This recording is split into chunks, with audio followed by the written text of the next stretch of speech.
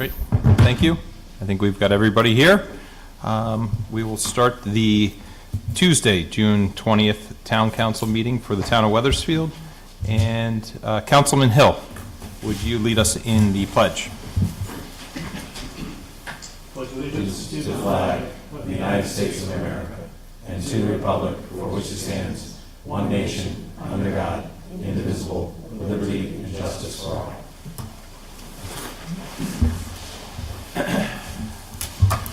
Sue, would you do us the honors of attendance? Councilor Carbone? Here. Councilor Clancy? Here. Councilor Forrest? Here. Councilor Hill? Here. Councilor Lesser? Here. Councilor O'Connor? Councilor Pentelo? Here. Deputy Mayor Mazzarella? Here. Mayor Rell? Here. Thank you. Thank you, Sue. Before I start today's meeting, we are, as I mentioned, meeting on Tuesday the 20th. Our typical council nights are on Monday nights. Last year being the third Monday of June last year, we postponed, which was the date of June. No, it was June 20th, and we observed Juneteenth last year, June 20th, that Monday. Today being the 20th and yesterday being June 19th was the official in the state of Connecticut recognition of Juneteenth. The governor had signed that into law in the past, and this is the first year the state officially observed it. So in honor of that, I have a proclamation. Whereas President Abraham Lincoln signed the Emancipation Proclamation on January 1st, 1863, declaring the slaves in Confederate territory free, paving the way for the passing of the 13th Amendment, which formally abolished slavery in the United States.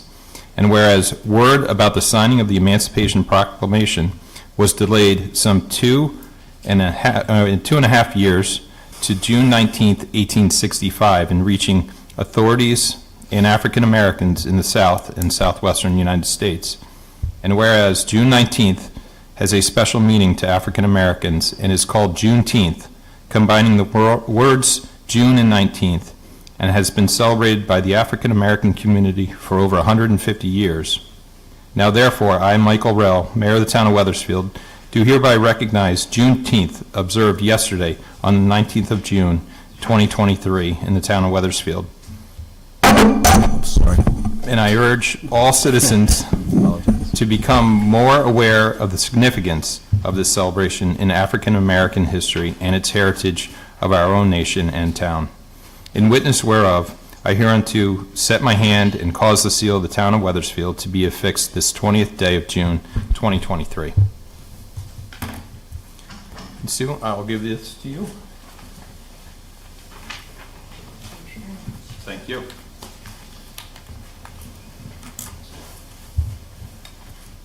And we have a presentation by the police department. Captain Petruzzi. Good evening.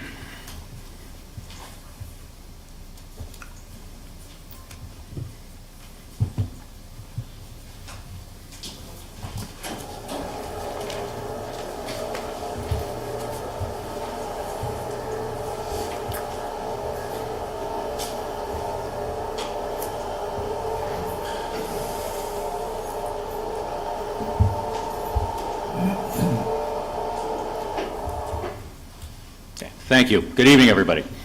So this evening, we'd thank you for the opportunity to go through our normal every other month meeting to go over our statistics for the department. This month, we're going over the stats for March and April of this year. We'll be caught up next month when we get to it. So, demographics of the department, currently budgeted 51 at 47 staff at the moment. You see the breakdown, gender, race, experience level. We are close to 50-50 when it comes to lateral versus entry-level officers. Of note, we are about halfway to our stated 30 for 30 goal of having 30% of our department being female officers by 2030. Our recruiting does reflect efforts trying to go in that direction. For 2 months, 6,400 plus calls for service. Slight increase in January, February, which we expect as the winter ends, we start getting into the spring months. There's your breakdown by day and by shift. Over 1,800 911 calls received by our dispatchers, and during that time, 2,329 patrol checks at businesses, parks, and residential areas in town. It's a general breakdown of our calls for service, both proactive and reactive around town. Our officers are constantly making an effort to be everywhere at any time, that we're not focused in one part of town, that we are policing the entire town. Motor vehicle accidents, we did have 94 over those 2 months of March and April, 45 in March, slight decrease in February, 49 in April, again, a slight increase from March. We expect these numbers. Typically, this time of year, more people start getting onto the road, so we wouldn't be surprised if there's a slight increase. We do focus our motor vehicle enforcement in the appropriate areas, which you'll see a little bit further. Most of the crashes on the Silas Deane Highway, Maple Street, that intersection is still the hotbed and the greatest concentration of accidents in town, which also is reflected through our motor vehicle enforcement efforts. During this time period, between 10 in the morning and 5 in the afternoon is where we see our accidents, greatest volume. And in this time period, we're looking at Mondays, Tuesdays, and Fridays are the days that typically occurred. Location of all the accidents in town during these time periods, again, the Maple Street, Silas Deane Highway intersection is of key note, and also on the Berlin Turnpike. We're crossing some intersections out there. Our enforcement over this time period, with 987 motor vehicle stops during a 2-month period. In addition to that, which we may be able to discuss a little bit further on in the agenda this evening, we had 22 vehicles that we attempted to stop that took off from us in those 2 months. Over the time period, you can see we gave out 150 tickets, 42 summonses, misdemeanor summonses, and then 52 written, and then 736 verbal warnings. This reflects our continuing effort that we focus on education of the public and not infractions upon the public as we move forward. Again, you can see the motor vehicle activity has been focused on the major roadways in town, primarily in the Silas, the Berlin Turnpike. And you can see the areas of our accidents, a couple slides back, are also heavily concentrated for our motor vehicle enforcement as well. We had 12 DWI arrests during the 2-month period, and we did have some ordinance-based parking enforcement with 202 parking tickets issued. Again, most of them were the all-night parking tickets around town, a couple for handicap, no parking, fire lane, and 1 crosswalk. Included in those stats are the continuing efforts of our dedicated motor vehicle enforcement officer. He worked 21 shifts during those 2 months, and during those 2 months he had 266 motor vehicle stops out of the 900 plus that were conducted agency-wide. He averaged about 13 stops per shift himself alone. He also arrested 6 individuals on outstanding warrants that were found by stopping motor vehicles. And time period through April of 23 from start, just shy of 1,500 motor vehicle stops by that traffic officer alone. This is the officer. He's currently using one of the Mustang Mach-E's that's been set up and been very effective motor vehicle enforcement platform so far.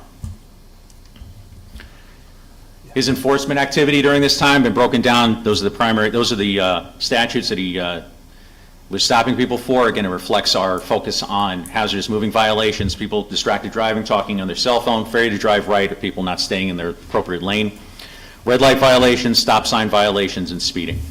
Again, as his focus is motor vehicle enforcement, his infraction rate is going to be higher. So just under 50% of his stops do result in an infraction or a ticket, and just in roughly the same were verbal warnings as opposed to written warnings and 1 misdemeanor summons. This is the traffic officer's focus during this time period. Again, you'll see the intersection of Maple and the Silas Deane, our highest area of highest concentration of motor vehicle accidents, is where he's focusing his time to try to deal with that issue. And also in the area of the Berlin Turnpike, where we've had some significant motor vehicle crashes in the past few months, and working on other resources to try to make it a little more effective up in that area. Agency-wide, for 2 months, we had 2 commercial burglaries, 3 residential burglaries. We served 82 arrest warrants, took 110 people into custody on different charges, and dealt with 22 noise complaints. Significant incident during this time period, back on the 20th of March, approximately 2 o'clock in the afternoon, we responded at 100 Executive Square for reported robbery. This is an incident where a victim was in their motor vehicle out in front of the, or at 100 Executive Square. Person got in the vehicle with them, implied they had a handgun, told them to drive away. The party said refused to. They pushed him out of the car and took off with the vehicle, that are known as a carjacking. The vehicle was recovered, and our Detective Bureau is still actively investigating this case with several leads. We hope to have a successful conclusion in the near future. Animal control, 39 cases over this time period, broken down impounds with our adoptions. Again, mostly your roaming and barking dog calls, including 3 bite calls.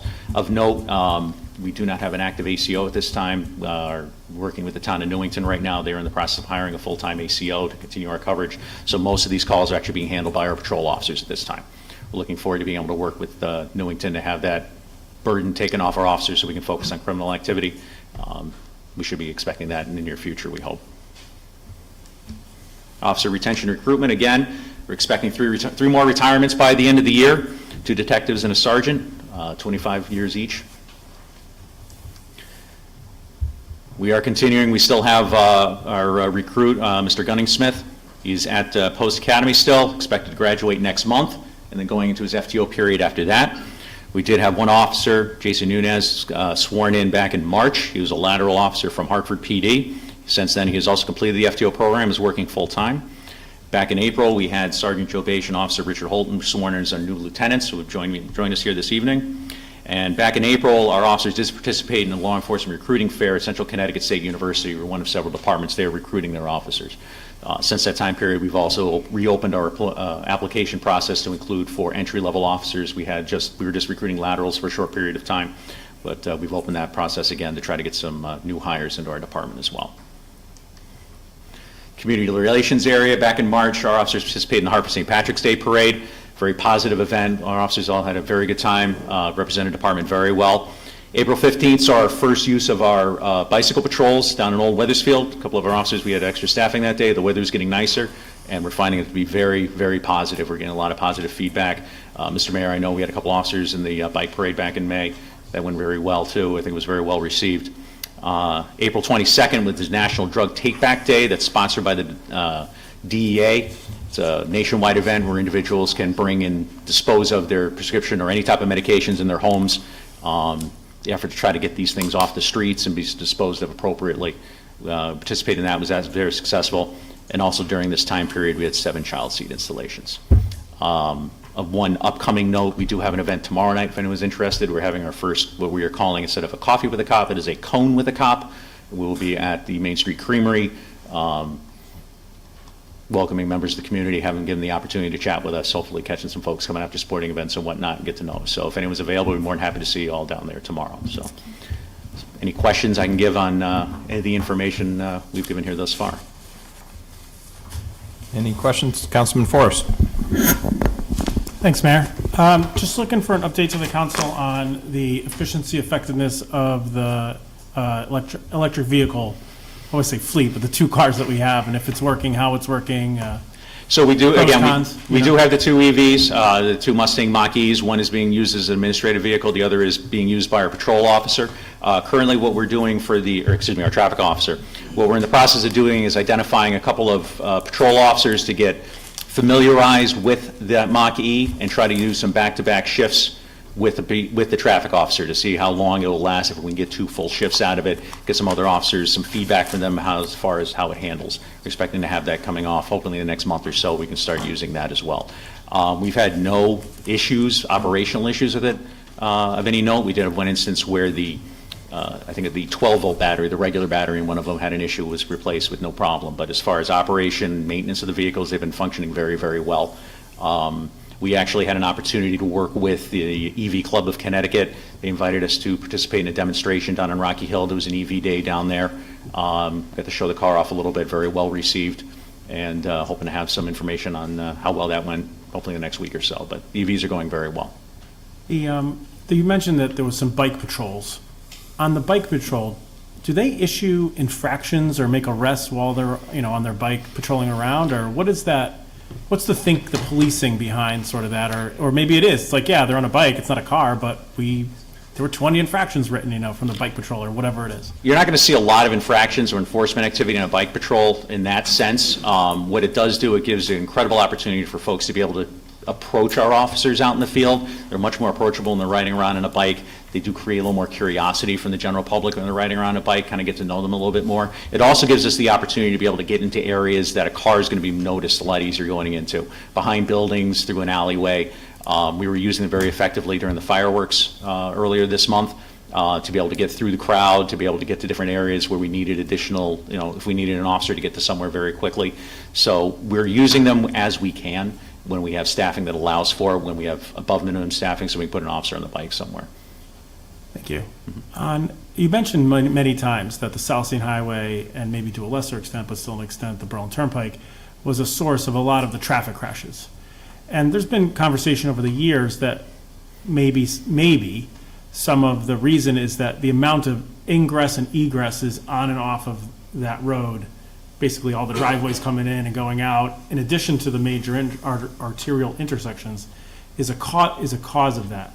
But I don't know that that's true. In your opinion, or when you talk to the officers, or in your observations, is one of the major reasons we have all these crashes the design of the road and its entrances and egresses and the number of them and the manner in which they're designed? Or is it, well, some guy took a left in front of oncoming traffic on Route 3 and that's the problem, it's not, coming from the other? Is there sort of a feeling that you have that, about what the cause of a lot of these crashes are? I'm not really in a position to start to comment on the engineering and designs of the road. That's not my forte. I would defer that to the town engineering department. But we do focus on, every time there's a motor vehicle accident, to look at causation of it, or at least contributing factors to it. And our area of enforcement and our area of expertise goes into, were they not paying attention? Was someone speeding? Was someone talking on the cell phone? Did somebody not look left before they made the turn onto the road? And that's the type of enforcement that we're doing. Yeah. I'm not in a position, again, really to comment on how many driveways are coming out of parking lots and whatnot. I would leave that to the town engineer. But we could work together with them and have him give us advice in those areas. Is there a way to look at the data when you talk about cause, right? Is there a way to sort of see, like, oh yeah, there were X percentage of them that were whatever the violation would be, maybe a failure to grant right of way. I guess maybe something like that might be one of the indicators of that this is sort of a, maybe not caused by the engineering, but a contributing factor might be the way in which the road is engineered. All of the data that's collected in every motor vehicle accident in the state is actually gathered and is publicly accessible through the Yukon Crash Center, if I'm misquoting the name of the department. But it is possible to look through all the data that's collected at every single accident to see what the trends are for what people were cited for by officers at the scene. So that's information that is out there and available, and we could look into that in the future. Thank you. Anybody else? Any questions or comments to the captain of the department? Just a couple, Captain. You had mentioned, I guess it was highway or roadway incidents, accidents, speeding. The summer months bring more people out onto the roads, longer hours of daylight. One issue that we faced twice last year that we know of, the takeovers, one on Wolcott and Jordan, and then one at the Home Goods Plaza. I know there's been talk recently, surrounding towns, even as far up as Tolland, have seen an increase in these activities. Are we working with our surrounding towns? I know there was consideration, I believe the bill passed out of the legislature, I don't know if the governor signed it yet, for a regional task force and funding for it. What proactive measures are we taking, as the summer months are upon us and potential takeovers or illegal street activities? So one of the things we're constantly doing, it's not just with street takeovers, we're always sharing information with other area agencies, be it Hartford, be it the state police, be it Rocky Hill, Glastonbury. We're always sharing information that comes up. There actually have been a couple instances where we've gotten information from other departments saying that there's going to be a large meetup, and the concern was it was going to be a takeover. The two incidents that we've had recently were not what we would describe as violent takeover incidents, but more people wanting to show up in a parking lot and show off their cars. So we became aware of them. We had officers in the area. We interacted with the people at the scenes, and we just managed the scene very calmly and very carefully, and kind of, the understandings that, you want to show your car, we'll deal with it appropriately. So a lot of it comes down with information sharing. We're ready to assist any agency in the area that may have an incident, or and other agencies are ready to have us, have come down and help us if at all. I was actually in a meeting today with the regional chiefs. The Connecticut State Police have been doing a lot of work recently in addressing the street takeovers in the state of Connecticut, and they're sharing some of the information they've been gathering, and we are part of a network of information sharing from them as well. So if they're aware of information, they'll share it with us as well. Okay. And then finally, that's great news, and I'm actually thinking of Councilman Forrest, maybe those Mach-E's at one of these meetups, you could lift the hood and put the lights on for them. I'm sure Try to race it, the Maki's going to win. Yeah. Not Show going down off. that path. But you had a slide up there for burglaries. I can't remember the heading, criminal activity rather than motor vehicle.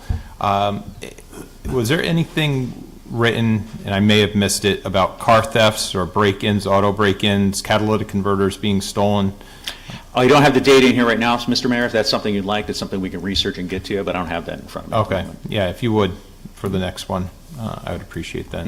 Just, it's something that we constantly hear about, and, again, it's not just a Wethersfield, but regionally and statewide, it is an issue. Just wondering if we're monitoring that and keeping tabs on hotspot, just like you guys do with the traffic enforcement. If it's on the south, is there certain areas where it's targeted, the thieves, realize these are good neighborhoods or anything like that for activity? So Again, I don't have that data in front of me. We can get it to you for next month, perfect. or next Thank you. time, I should say.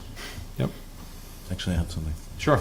Councilman And Lester. thank you, Mayor. Something that the mayor brought up that passed in the legislature made me think of something else that passed in the legislature. I wanted to get your thoughts on it, and that is the red light cameras, or some calling the school safety cameras, and just want to know if the department's had any discussion, or you talked about regional meetings with other officers, that it's now kind of a new state law that just passed in terms of the cameras. I'm thinking school safety, or just any thoughts you have, or have you had any preliminary discussions about? I would respectfully defer that conversation to the chief when he does return. But that is a new bill that has passed, and it's actually something that came up with the regional chiefs today, how there's going to be information coming out on that in the near future. And I do believe it's a case where towns have to do some conversation with DOT to be able to have those in certain locations. And we'd be happy to be part of those conversations, but I would defer that to the chief. Got it. Thank you, Captain. No further questions? Okay. Thank you. Thank you.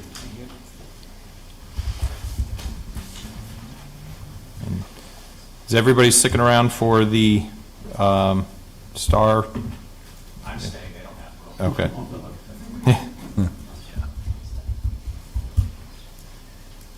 Joe, finish this up. We do not have any hearings tonight. We do have one of two public comments right now. This is for the public to comment. As a reminder, you have 5 minutes, and please state your name and address, and Sue will note it up there. I think we have the pen and paper. Okay. Anybody for the first comment? Mr. Young?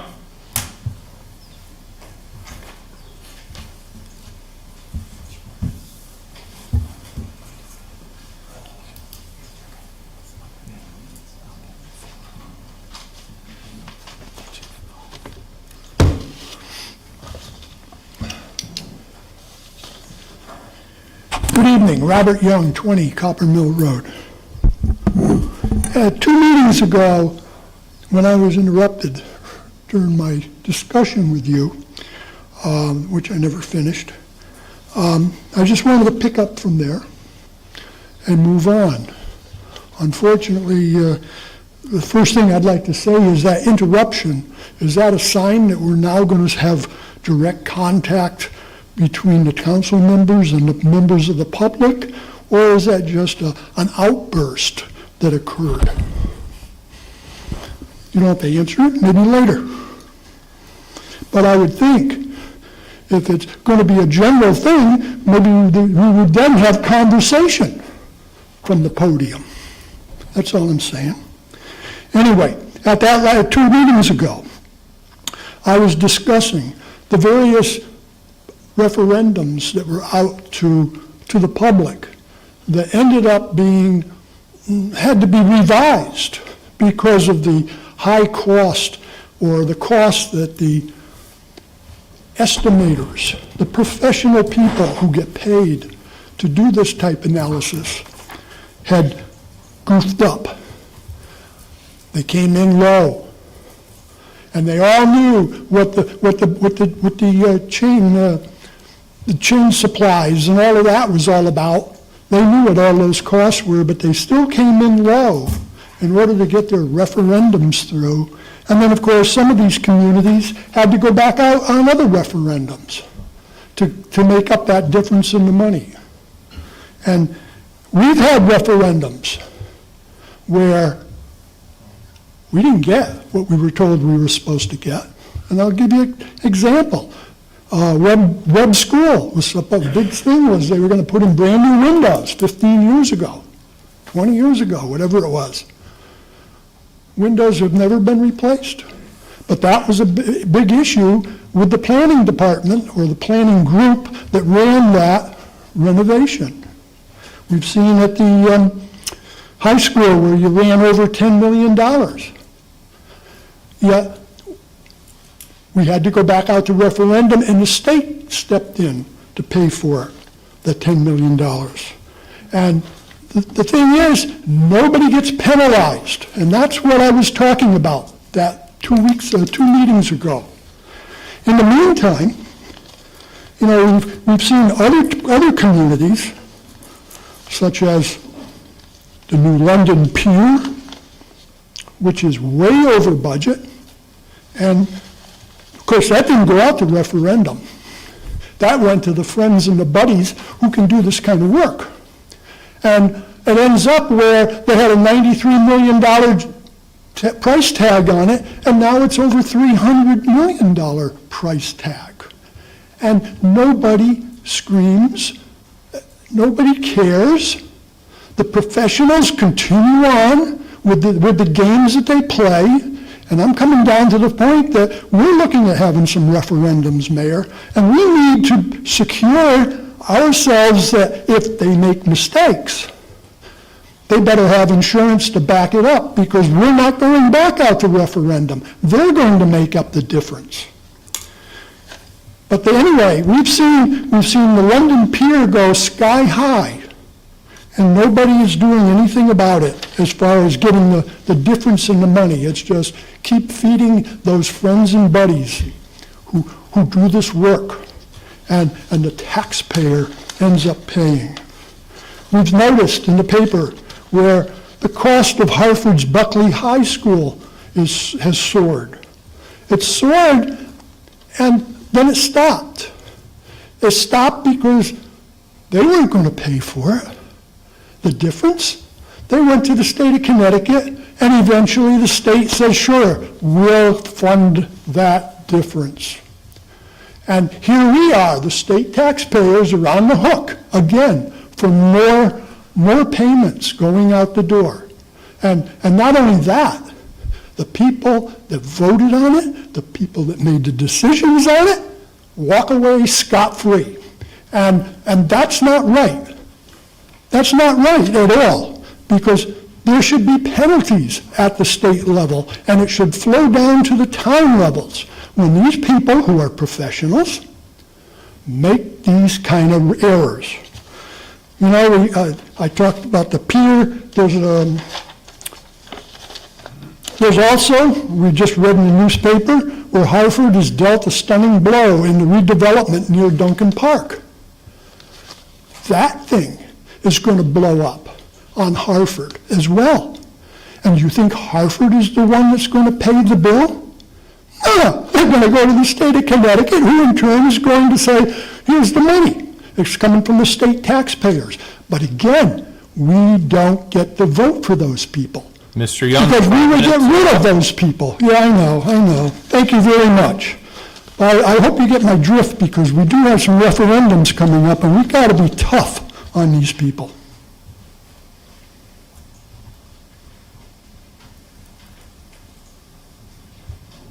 Anybody else wishing to speak? Mary? Ms. Breton?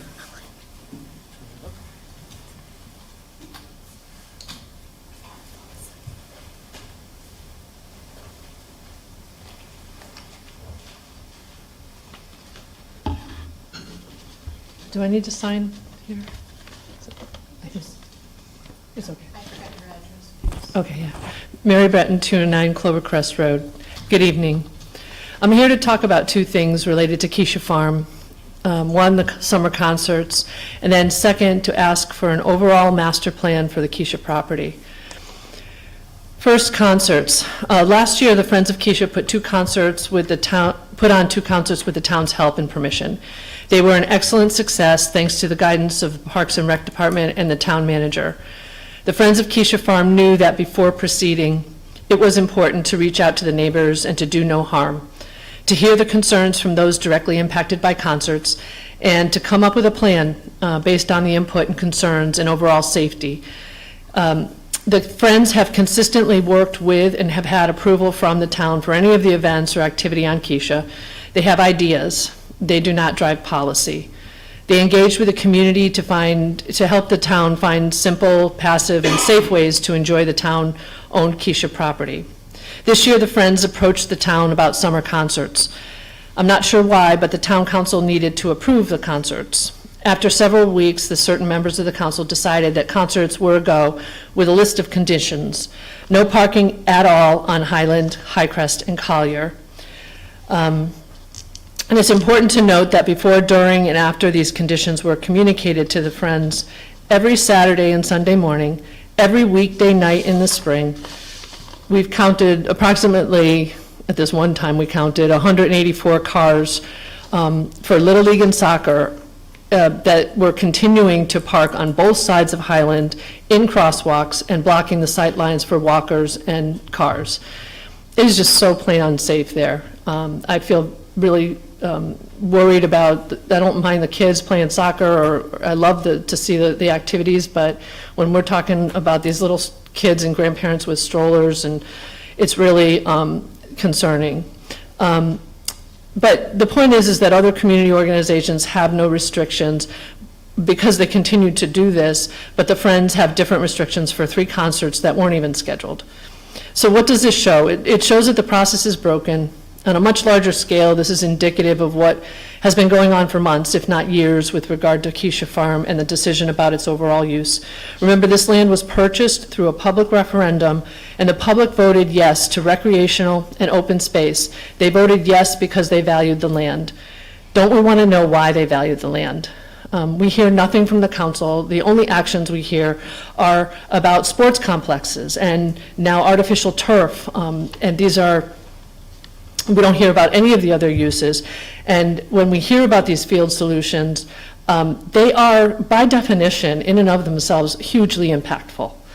And so, to be clear, this is not against fields. We all agree we need field solutions. This is about jumping way far ahead to a very specific, impactful decision with no proper assessment of impact. The thing is, when you talk to the community, you'll find that the same people who want field solutions want the other uses too.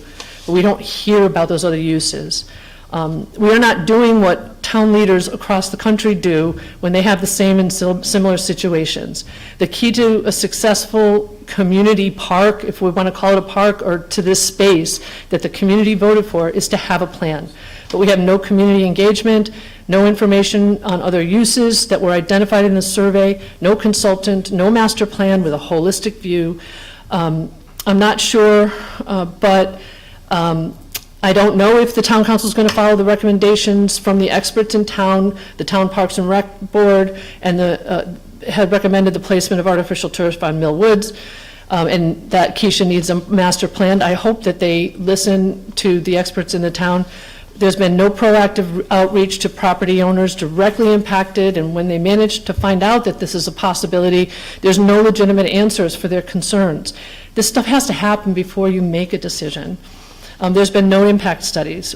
We're the most ancient town. We have billboards about it, yet the council pauses in a historical designation of the barn. I mean, that's what we do. We value history in this town. And currently, I know that you're weighing a decision about synthetic fields on Millwoods or Keisha, and based on some council commentary at a public meeting, apparently worried about pitting one neighborhood against another, and which, full stop, if your decision is going to harm one or cause neighborhoods to be at battle with each other, then maybe that decision needs to be talked about with the community so that we're not battling each other. Why would we inject that into a community?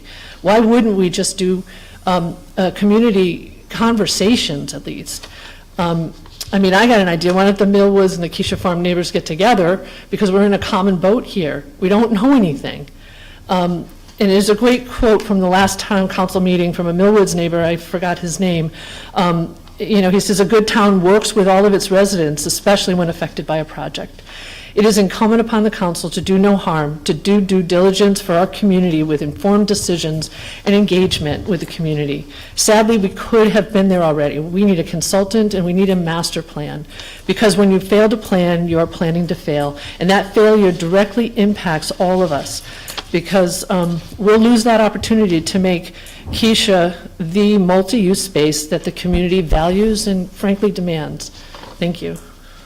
Thank you.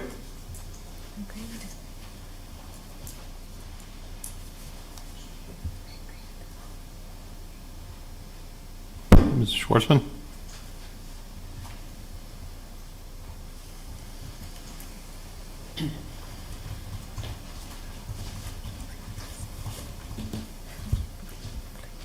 Hello, good evening. I'm Meredith Schwartzman, and I live at 334 Highland Street. I'm the wife of the guy who lives next to the barn. I know he's been here several times. So I'm here to speak about the parking and traffic issues on Highland Street and Collier during the use of high-crest fields, when those fields are being used during sporting seasons, and subsequently my concerns or my generalizations of what it might look like should a turf or other athletic field be built across from the high-crest fields on Keisha Farm. I also want to talk about field usage. So, like I said before, I live adjacent to the barn on the corner of the private road, Highland Knoll Association. I'm the one who emailed town council with supporting pictures of how congested the roads are during the field use. I complained about cars parked on pedestrian crosswalks, which resulted in a ticket, thank you very much, and cars parked on all sides of the Highland Collier intersection, interfering with cars crossing through with the clear sight lines of oncoming traffic. My complaints are not about the fields being used. It's not really even about the parking on the street. It's about the safety of the pedestrians. Most are families with very young children that are trying to cross the intersection. And I'm also concerned about the safety of the drivers who are turning onto Highland from either Collier Road or the private road. It's not really about the parking, it's how it's being done.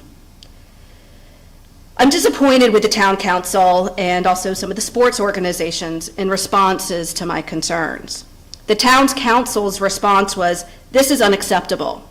I agree with you, it is unacceptable. But council did nothing to correct the problem. Made some suggestions as placing or moving the "do not park beyond this" sign within respectable distance for people who are on the corners. I've got one such sign in my yard. It's probably 5 feet from the corner. Yes, don't park in front of that sign, but let's move it back. Let's put other signs like that around that corner. Town council didn't, I don't think, I will make this assumption, of providing the sports organizations with directives of where the families and the players should park. You know, High Crest School is a great option during the weekends and the evenings. It might be a quarter-mile or half-a-mile walk, but these are also kids who are going to be playing, and they could walk. They could use the cut-through. I also sent similar email or concerns to the sports organizations, and their response was pretty much the same of, "We'll talk to families." But the congestion remained on the roads, and the crossways still had poor visibility. So here's an example of very clear safety concerns for the Wethersfield community should anything involving athletic fields or any kind of use on the Keisha Farm land regarding traffic and parking. Yet frequent questions and requests for a traffic study on this major thoroughfare have been ignored or brushed off. Another issue I'd like to address is the field availability. We're all saying we need better fields, we need better fields. I'm a mom of 2 kids that have been very active in Wethersfield sports, and I agree, the fields are in poor use. But there have been some claims that there aren't enough fields to support our youth athletics. So a few of my observations of the field use of having kids who've been using these fields for the last 8 years. I know I'm an N of 1, but please humor me. So an example, my daughter played soccer at Little Deane this season. There are at least 3 or 4 possible fields available at Little Deane at any time. Yet her team was primarily the only team using those fields during the bi-weekly practices and the weekend home games. So maybe 2 or 3 times during the season, I saw another team using one of the other fields. But by my math, 4 minus 1 is 3 additional fields, maybe 2 additional fields. They're fields. Another example is my son who plays lacrosse. He was always able to have a field available whenever the coaches arbitrarily added last-minute practices at both Catone and the Cove fields. And never was there a disruption to any other team or any other sporting event. I believe my children are a representative sample of Wethersfield youth athletics needing the fields. Why am I not getting rally calls from the soccer organization or the lacrosse organization to support the town developing more athletic fields? I haven't heard from them once. How can town council explain all of this if there are field shortages? I feel as if the town council repeatedly fails to listen to the community about what they want and subsequently makes decisions that seem to mainly benefit those on town council. They'll tell you the decisions are what the majority want and make it seem that there are thoughtful plans for how the decisions affect community. When details are asked of the town council about their plans, the responses are vague and misleading. When the public is invited to comment on land usage, only a small minority, mostly those in opposition to what the town council proposes, attend, which could lead one to think there aren't many people in favor of the town council, or very few residents of Wethersfield know what's going on. I think the latter is probably true. We're asking, the neighbors of Keisha Farm, the friends of Keisha Farm, are asking town council to protect Keisha land, as was initially represented on the referendum.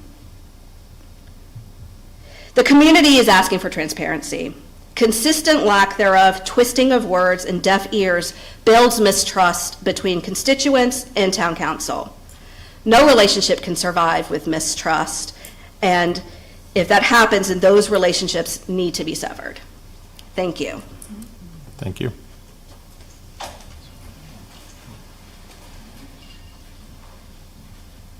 Mr. Woodward?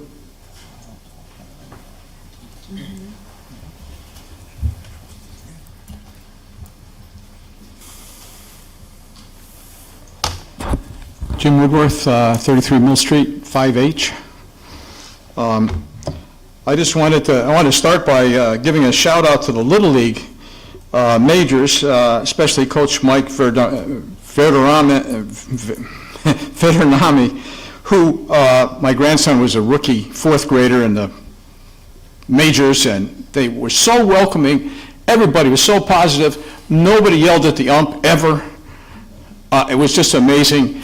And at Wethersfield's sports complex, where there was adequate parking, lights, and a clean bathroom. Amazing.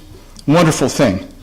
I'm sorry that the Friends of the Keisha Farm won't be able to support concerts at the barn this summer, as Mary Breton outlined in detail, and as you might have read, unless you saw my name on it and said, I'm not reading this. But anyway, my official letter from the Friends of the Keisha Farm.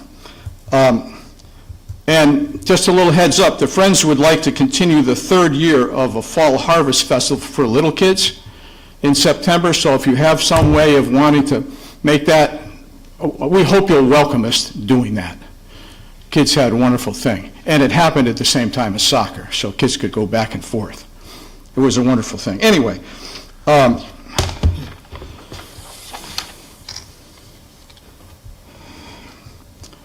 I've heard that you are considering keeping up with the Joneses and putting in a $1.5 million artificial turf field at Keisha Farm, which is, in my opinion, a bad idea, as all of Mrs. Schwartzman outlined. So I'd like to suggest another possibility, that following the Park and Rec Board and the infrastructure that's already at Mill Woods, that you put a field at Mill Woods, and why not have a natural turf field installed by Winding Brook Turf Farm, the neighbors, the people who donated the property, giving a local business, keeping the money in town, at least giving them an opportunity to bid on developing a field. Wouldn't it be nice to have locally grown turf under our kids' feet? Anyhow, one other thing, there's the barn study and all that kind of stuff. So I thought maybe, wouldn't it be nice to have a reset? Call back the Keisha Farm Committee from Siberia, wherever it was you sent us, and make a presentation over again, so that the two young ladies here who weren't there back in when we had it, and the town manager who didn't hear the presentation, could hear it. Just a thought. Could be now in the anniversary of the sports complex resolution that stopped everything on the Keisha Farm. Could be in September, the beginning of the year. Could be in December, when there are more new faces up here, perhaps. Anyway, just a thought that there are a whole lot of people who love agriculture, who love history, who want to keep Wethersfield, who care about food production, who care about all of those things, not just artificial turf. Anyhow, thank you for listening, and I'm sorry I sound like a broken record up here, but nevertheless. Thank you. Anybody else wishing to speak? Seeing none, we'll move on to council reports. Any reports from boards or commissions? Councilman Lesser. Thank you, Mayor. Last Wednesday night, the Veterans Commission met, and two things I'd like to report. One is we have two new students, rising seniors. Some of the Veterans Commission members didn't know what the word rising senior meant, so that was explained to them, but it meant the finish their junior year and they're going to be seniors. But this was one of the big goals of the Veterans Commission, which was to recruit high school students so they could learn about veterans issues and work alongside the veterans. The second thing is we're going to be having the second annual Veteran Benefits Seminar in October. I believe the date's October 15th. This is widely appreciated by veterans, well attended last time, and the new plan is to invite other towns. It was really Wethersfield, but there's going to be a reach out to surrounding towns to get veterans from surrounding towns. So continuing to applaud the great work that the Veterans Commission is doing. Thank you. Thank you. Anybody else? Well, immediately following that Veterans Commission meeting was the Memorial Day Parade Committee meeting, and Councilman Lesser, you and I both served on that. Some recommendations and some takeaways from this year's Memorial Day Parade and the ceremony, both before and after. All in all, I don't think many of those recommendations will dampen next year's, hopefully next year's outdoor parade and ceremony. But every year the committee gets together and kind of does a what I call like a post-mortem on a lot of things and dissected it. But overall, it was a great event. I know we talked about it at the last council meeting that followed the parade. But I think we're going to institute a couple little changes here and there, but overall, keep it the same. And hopefully it'll be a nice sunny day like we had this year. Anybody else? Okay, council comments. Councilman Lesser? Thank you, Mayor. I was not planning to speak about this tonight, but there has been a lot of chatter on social media in the last 24 hours, including the mayor referencing a meeting I attended regarding the Keisha Farm concerts. I would like to set the record straight. At our May 8th council meeting, there was a request from the community to have concerts at Keisha, and was brought to the town manager. It was brought up by the town manager at the meeting. The Dems quickly said these are good community events and we'd like to see them move forward. The Republicans said they weren't ready to give approval and needed to talk amongst themselves. It was then put on our agenda for discussion at the May 22nd council meeting. A few days before, I received word that it's been pulled from the agenda and was asked to attend a meeting with the mayor and the town manager. We met at 6:15 at the night of the 22nd and had a discussion about the concerts. I was hopeful before the discussion and after the discussion that we could have the concerts because I believe they are good community events. We discussed some conditions, primarily that the Keisha Farm Committee would be responsible for all costs associated with the events.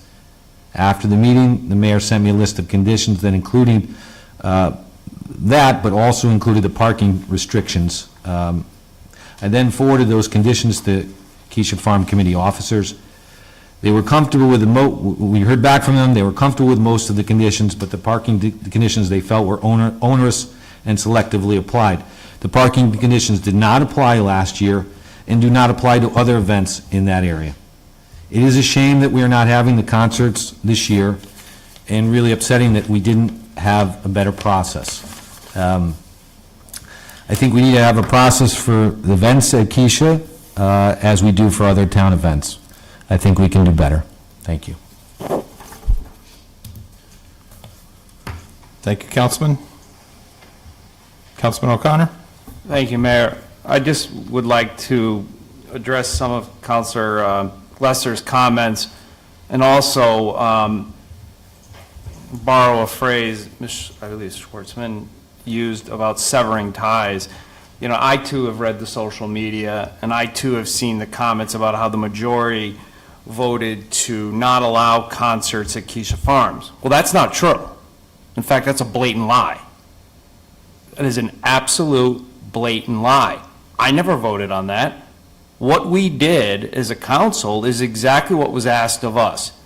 We had neighbors send in multiple letters complaining about the parking, and it wasn't just the sports fields, it was also the concerts. So what we said is have that addressed by simply offering them to park at Highcrest School. There's a giant parking lot there. It was your decision, the Keisha Farms Committee, to then cancel the program, not ours. It was your decision because you didn't want to have people park there. So to sit up here and say the council canceled it is not true. It's just disingenuous, and it's not true. And, you know, using the words that were brought up here about how it's unsafe, the parking, why would we put another event in there if it's unsafe? I mean, those aren't my words. Those are the words of speakers that came up here and talked about how unsafe the parking was. You know, and then I have to be honest with you, we talk about, you know, we should be meeting with the people and asking the people what they want, yet not a single Keisha Farms Committee person has met with someone from Mill Woods while they've been advocating put the field in Mill Woods. You haven't even met with them to ask them what they want. And you're up here criticizing us for not doing the same. And so, you know, my attitude is, I disagree with the assessment. I disagree with the public media that's going on here. And it is very one-sided, and it's completely political, that the majority doesn't want it. We had no problem with the concerts. What we were trying to do is address the issue around parking, which was an issue the neighbors, the same neighbors complaining about the parking with regards to the fields, are complaining about the parking with regards to the concerts, is asking them to find a better way to do it. And that's all we did, was make a recommendation, is that you put it at Highcrest. It's not a half mile away. And if they put it at Highcrest, then you wouldn't have that issue. And that issue, and I agree, there's an issue with the sports parking as well. But why, if we already know there's an issue, would we create another issue and add another event when we had an opportunity to say, well, then let's move them to Highcrest? It was not our decision to cancel it. It was the Keisha Farms Committee decision to cancel it and then blame us. And that's a fact. And so you can say whatever you want, but that is the truth, because unless someone voted up here and I just happened to be sleeping, we never took a vote to say don't allow concerts. Thank you. And just to follow that up, I was taking notes, and I do know having two kids myself, as Mrs. Schwartzman had alluded to, that played soccer and lacrosse and baseball on those fields by Highcrest. I think with the town manager's indulgence, possibly the police department and engineering, similar to what we had done for Center Street, is consider one-way parking during all sporting events. Those parking from, I guess it would be eastbound, closest to the field, so if passengers and kids are getting out of vehicles, they can go right onto the sidewalk, not cross the street. So if we can look into that, moving the no parking signs around the intersection with Collier, possibly with Highcrest as well at the stop sign up there. I don't know how far up people park to that area. I do know last year concert goers did park in a Highcrest parking lot, and if I'm not mistaken, I mean, we did talk about, for those with special needs for ease of access to the concert, parking on the gravel lot adjacent to the field. And then I don't know if it was before or after Mr. Woodward's letter that we discussed the possibility of, and I think you have even mentioned it in your letter, those coming with chairs and coolers to drop those off with somebody there, then move, park the car. There is the cut through that is behind the school through the playground, and I did talk to a number of folks that utilized that last year.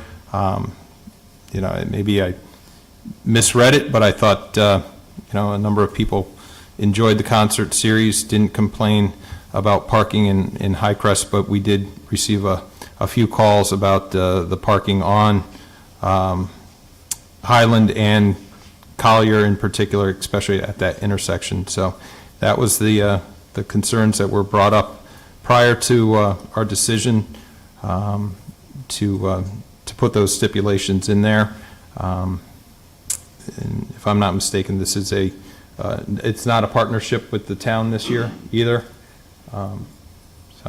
And we also did request police presence as well, so that if parking was an issue where the public's safety was in jeopardy, that we would have an officer or two there, just to be mindful of those that may be parking there.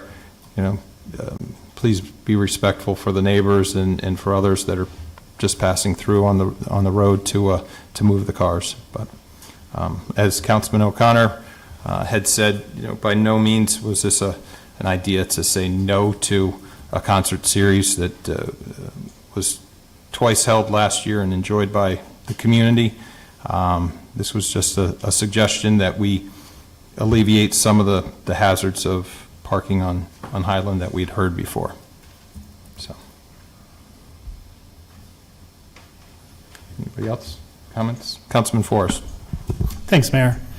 I was just listening here, and I was not at the meetings or any of these decisions, and I heard Councilor O'Connor talk about whether or not there were any votes taken before the council at any meetings of the council. I don't remember any votes taken at the council or any meetings of the council.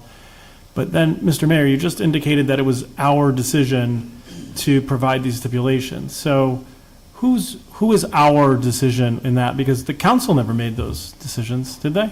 No, I think it was the three of us had discussed a number of them, and then I believe I'd reached out to the town manager with a couple of the concerns that we had that were brought up, or not concerns, but stipulations that were discussed.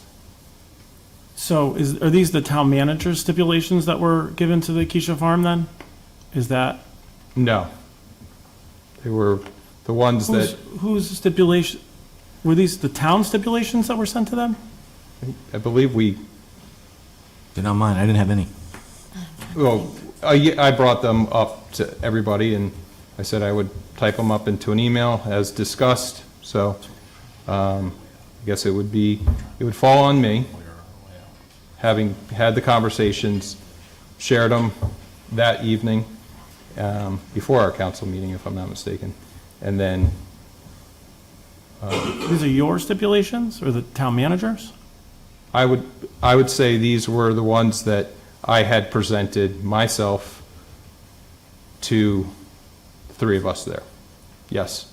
And then you told is it the Keisha Farm Committee? I don't really know. This committee that these are the town stipulations? I don't recall what I had written to Councilman Lesser. I think I said I'd take them back, discuss them, but I don't think anything had changed from what we originally talked about to what I presented in an email to Councilman Lesser, who presented it to the committee. I think what it was is a recommendation to the town manager that if they want to hold the concerts, then we should listen to what the people said and address the parking issue.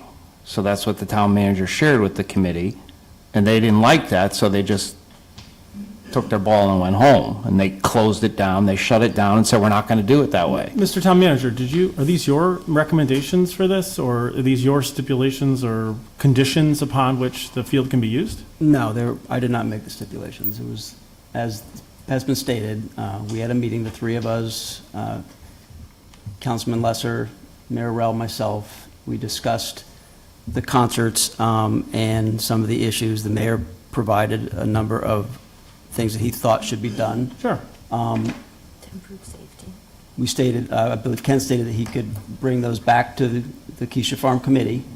The mayor asked for time to consult with the other members of his party, make sure that he captured everything. Yeah. He's shortly after, I don't know sure exactly when, sent an email stating what the stipulations that he had come up with, and I think Ken That the shared mayor with the came up committee. with. Again, I'm not sure, he presented them to us Yeah. at the meeting, yeah. So are there any stipulations? Does the town have stipulations for this property now? Or is that just nothing? You're asking me if we have stipulations for the use of the property? Yeah, he's talking about our stipulations, and I'm with Mr. So- O'Connor. Councilor O'Connor, I never heard of a vote here about these stipulations, or that we have a policy necessarily that creates stipulations. I get, where I get, Councilor O'Connor, I think I have the floor right now. well, I feel like we're in a cross debate here between someone being interrogated and asked questions. And the reality here is, Mr. O'Connor, we made a recommendation. who's we, Mr. O'Connor? Well, last I checked, the mayor's allowed to make these recommendations, and the mayor speaks on behalf of the council. That's just the way democracy works in this town. That the mayor speaks on behalf of the council's policy, not on behalf of him or herself. And if the mayor makes a recommendation to say, or the mayor suggests and works in council with the minority member and says, here's what the majority would like, is let's address the parking issue because we're listening to the neighbors, and the minority member goes to the Keisha Farms Committee, the majority was not invited to that meeting, goes to the Keisha Farms Committee, I don't know what that person said in that meeting, but alls I know is the result was that committee said, we're not playing, we don't want to do these concerts anymore, because they didn't want to park. So I don't know what was relayed there of whether it was a message of the majority is anti-Keisha Farms, which No. is totally nonsense, or what. The only thing that was being asked for is, can we address the parking issue? I don't think that's a huge request. If you're asking, if you don't have an issue with people parking all over Highland Street, then let's have that debate. That's not here, this is not on the table for a debate. I'm asking, there was talk about that there was conditions that were made, and I'm wondering under what authority that they were made. It sounds like the town manager, who just told us, he made no conditions. It wasn't under No individual here has authority to make them, so there are no conditions right now, is what I'm Your understanding. minority member there, what did he say to the committee? Because they're the ones who canceled based on what they heard. So I don't know what he May I said. respond? Councilman Lesser. Thank you, Mayor. I forwarded the mayor's stipulations, I think there were 5 bullet points, directly to the Keisha Farm, copied the mayor and the town manager. Just forwarded them on. So I think I didn't come up with them.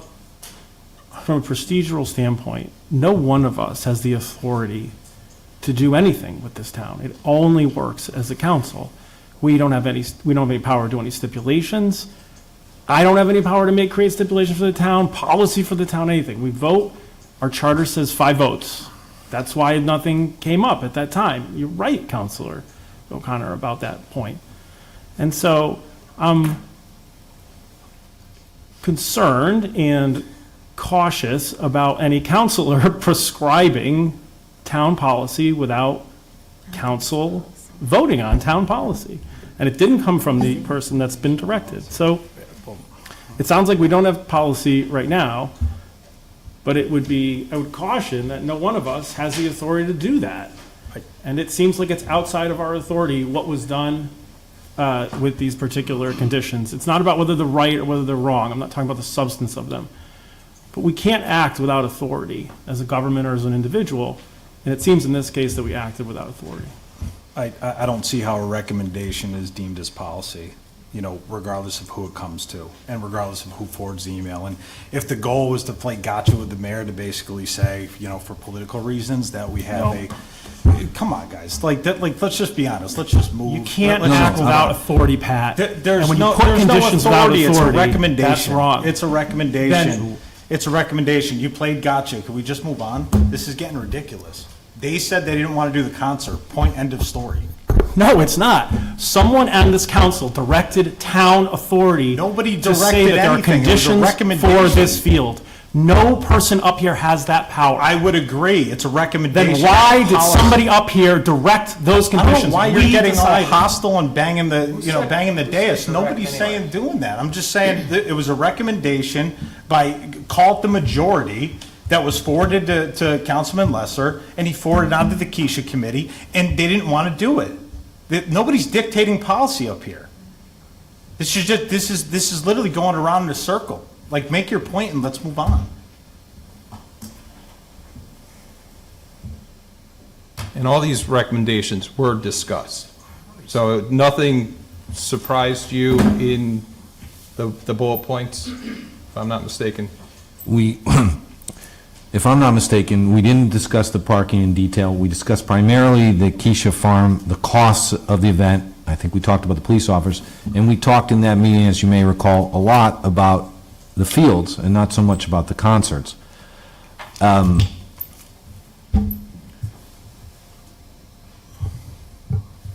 was not planning to talk about this tonight, but it was referenced that I attended a meeting.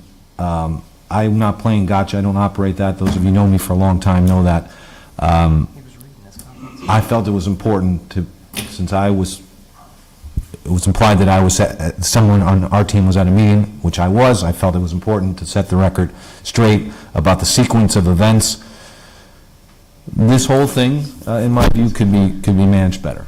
I'll just say it like that. Right, and I agree. And, you know, it kind of shocked me that it was immediately canceled. So to come back with, you know, can we work with you, the council, or with the town manager on aspects of this that we don't believe would work? I would have been open to that. It's a shame that it was immediately canceled. You know, if there are ways to be able to address some of the concerns of parking in Highland, it was brought to our attention that which event was it that had the trolleys? Fireworks. Oh, fireworks. So after that meeting, fireworks, first weekend of June. I didn't know we had a trolley system. That was the first I had heard of it, but if I'd known prior to the fireworks at that meeting, that may have been a suggestion that, you know, if we could utilize that service, we would do that as well. You know, I just had that discussion just the other day. So, I mean, that's still something that could be on the table for this. You know, I guess maybe I'm going back out to the committee and saying, you know, is that something you would consider? And we can have that conversation after this meeting.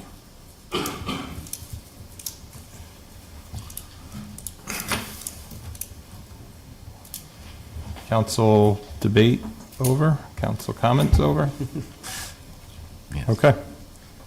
Mr. Town Manager. Oh, actually, I did have just a couple. Thank you, Kathy.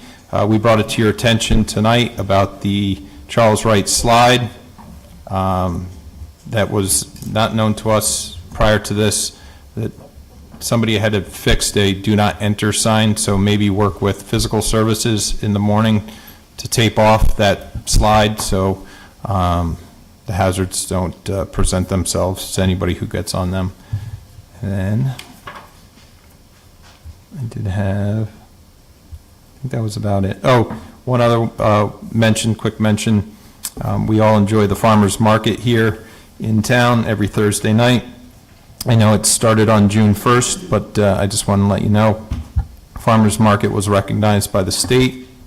They are in their 17th year, and they go from 3 to 6 every Thursday until the second week of October. So kudos to them and all the vendors that show up every week. That's it. Mr. Town Manager. Thank you, Mayor. Little good news I wanted to share with everyone. So for those of you familiar with Wintergreen Woods and the trail system back there, there's a portion of it that goes by the pond towards the back, towards Emerson Williams there, that has a spillway that comes out of the pond, and it's just a concrete spillway, kind of a U there, that the town has been looking to put some sort of a pedestrian bridge across for some time. The engineering department got a call from Central Connecticut State University that they had students that wanted a project similar to this. So the engineering department worked with them. They did field trips out to the site. They helped them with design ideas. And the students this year both designed and constructed a bridge at the university. It is complete, and the engineering department this week is going to the university. I believe Physical Services might be joining them, not this week, next week.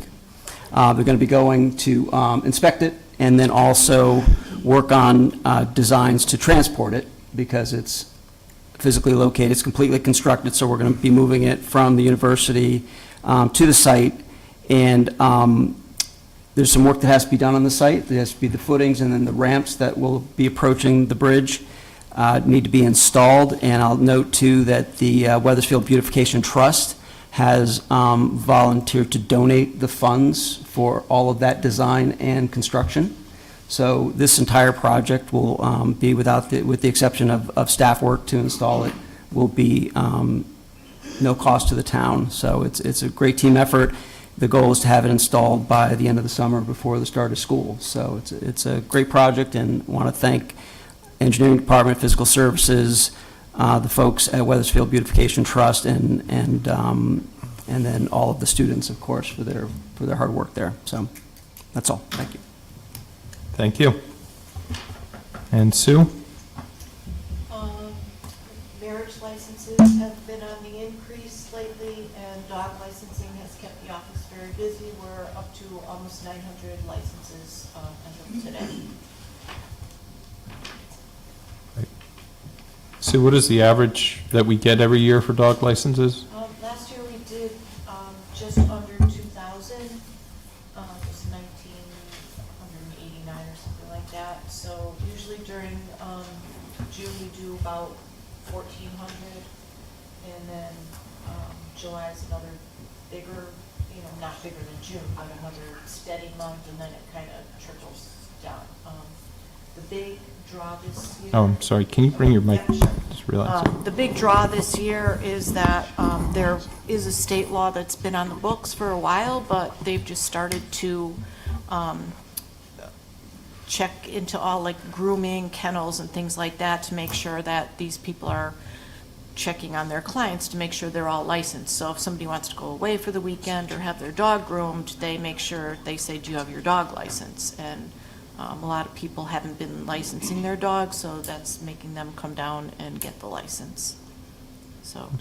Is there a penalty for not having a dog license by the end of June? So by the end of June, if you don't have it, then there's a $1 penalty for each month thereafter. It's not a big penalty. It's just $1 each month. So Gotcha. I think it's the best $8 you can spend to get your dog licensed. Okay. Thank you.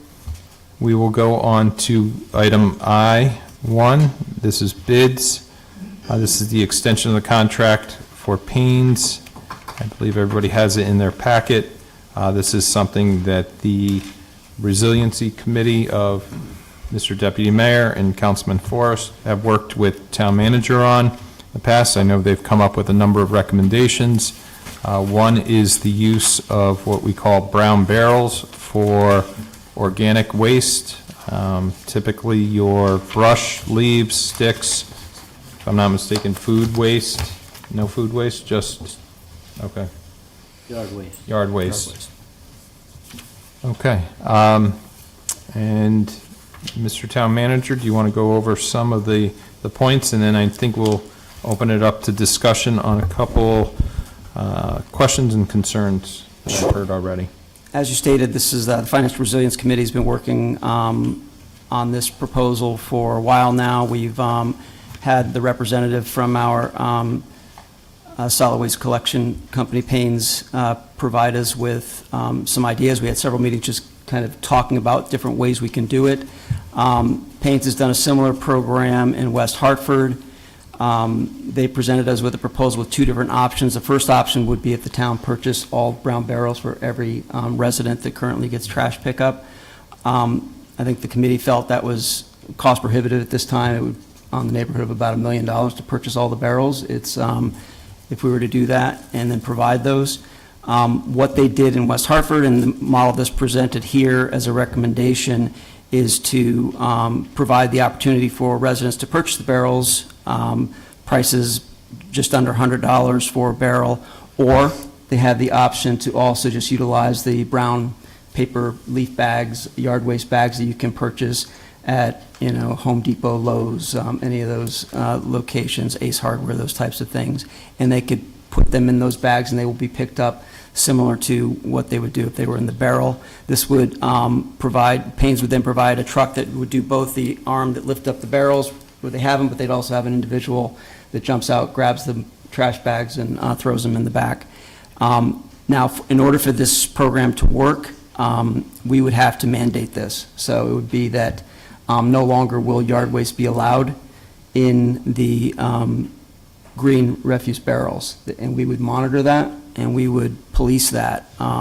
And according to Paine's, this process in West Hartford did result in positive results to the point that there was no additional cost once it was fully implemented.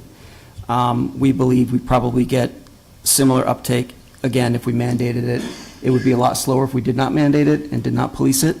But eventually we might still get where we wanted to go, but there would be cost to us for a prolonged period of time.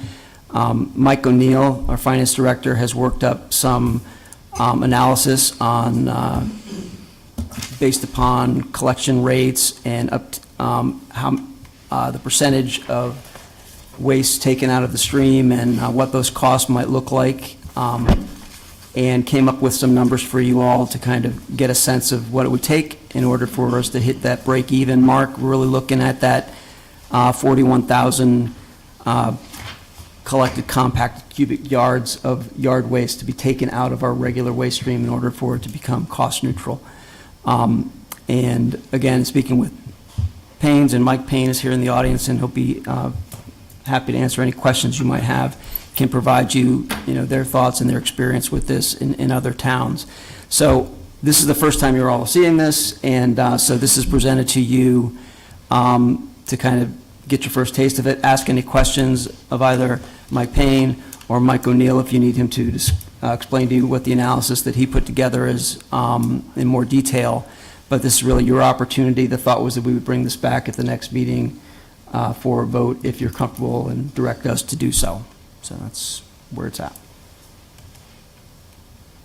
Thank you. Any questions for the town manager? Councilman Hill? Thank you, Mayor. Fred, first of all, thank you to the folks on the Resilience Committee for putting all this together. It is an exciting project. One question I had was at the end of, it says, if the program is implemented, Paine's would like to request a 5-year extension. And when was the last time we had gone, do you know? I mean, I apologize for kind of putting you on the spot. The last time we went out to bid for one of... I believe this bid, and Mike O'Neill probably, I think it was 2013. 15, if I'm not mistaken. Yeah. And there've been several extensions since then. Yeah. And, should we, I think it would probably be in the best interest of, should we go in this route in terms of this new collection service, that we put everything out into one bid as opposed to just tacking on 5 more years plus? it is certainly always an option for the council if that's the direction you want to go. 8 years is a long time to stay on one contract without, at the very least, taking a look. I haven't obviously heard any issues with Payne's at all, but, you don't know what you don't know. So I'd advocate probably, if we can go out to bid and see what other options there are. I specifically, that option 2 that was sent to us, where residents would be able to purchase their own barrel, should they choose to, was appealing. Thank you. Mr. Deputy Mayor. Just a couple comments. I've been working with Councilor Forrest on this, great lengths. We talk about all kinds of garbage. Talk about a lot of kinds of garbage. Eggplants down garbage disposals and things like that. Little side joke. A couple things. I think, and if somebody can correct me if I'm wrong, residents are not supposed to put yard waste in the current green barrels. It's violated regularly. Mike Paine would be probably the best one to say how many times we get fined for contaminated loads.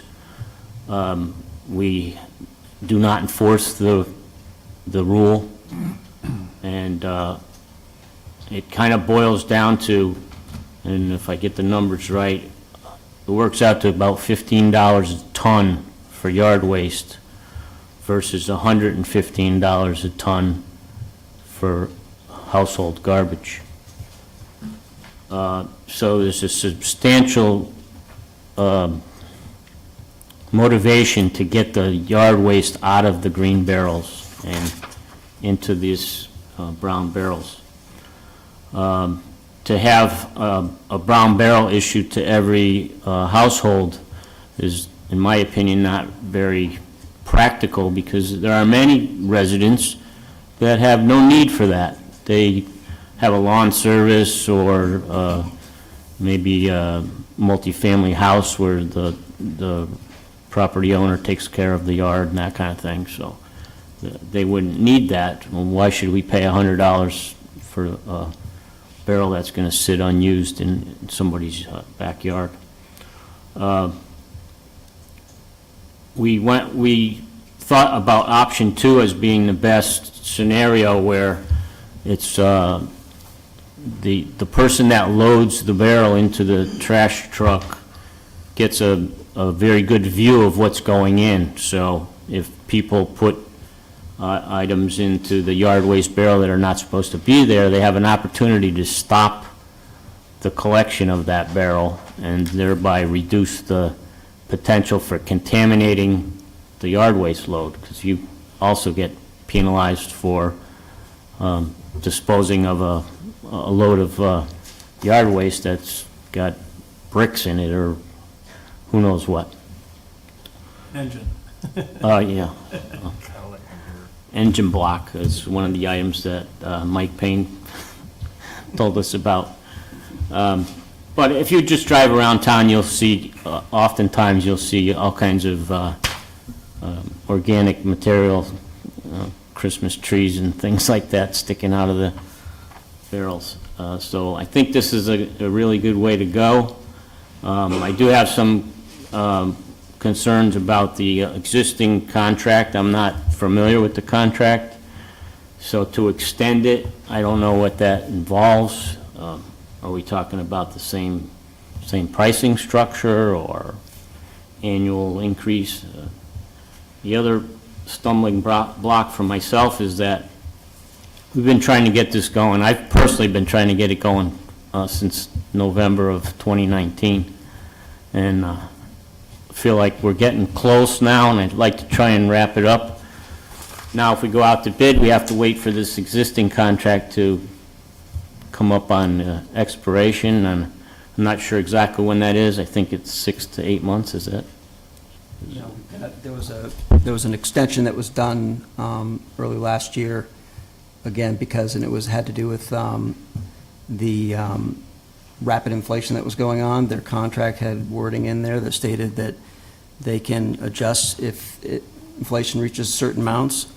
Mike reached out and said, if I follow this contract, I'm going to have to go up. I think it was like 7% or something like that. And he said, I don't want to do that to you guys. If you extend it 2 more years, we'll be able to keep it down below 5, or it was a 5, I think. And then in consultation with Mike O'Neill, we agreed to do that. We were off cycle on meetings. We agreed to do that to keep our prices as flat as we could. So I think we have 2 more years after this year. So right now, we're going to go 2 years? After the completion of this year, 2 more years, yeah. So we really couldn't go out to bid for 2 more years, is that true? I'll have to look at the wording in the contract. Usually contracts have wording to the effect that, the parties have, but I think there has to be reasons to break it before that, so I'd have to look at the wording. I'm not familiar enough with the exact language there. So I'd hate to put this off for another 2 years, is my point. Yeah. And I fully understand the idea of going out to bid. I've brought that up on a number of other contracts, and but I will say, I think the town's been extremely pleased with the service that Paine has provided, and I'll leave it at that, but thank you. Councilman O'Connor? Thank you, Mayor. I was actually on the council 20 years ago when we first decided to go to the barrels, and if people who were around back then remember, we had a pretty liberal garbage policy, or you could throw anything out in the front of there. You could throw your couch out there, and they were taking it.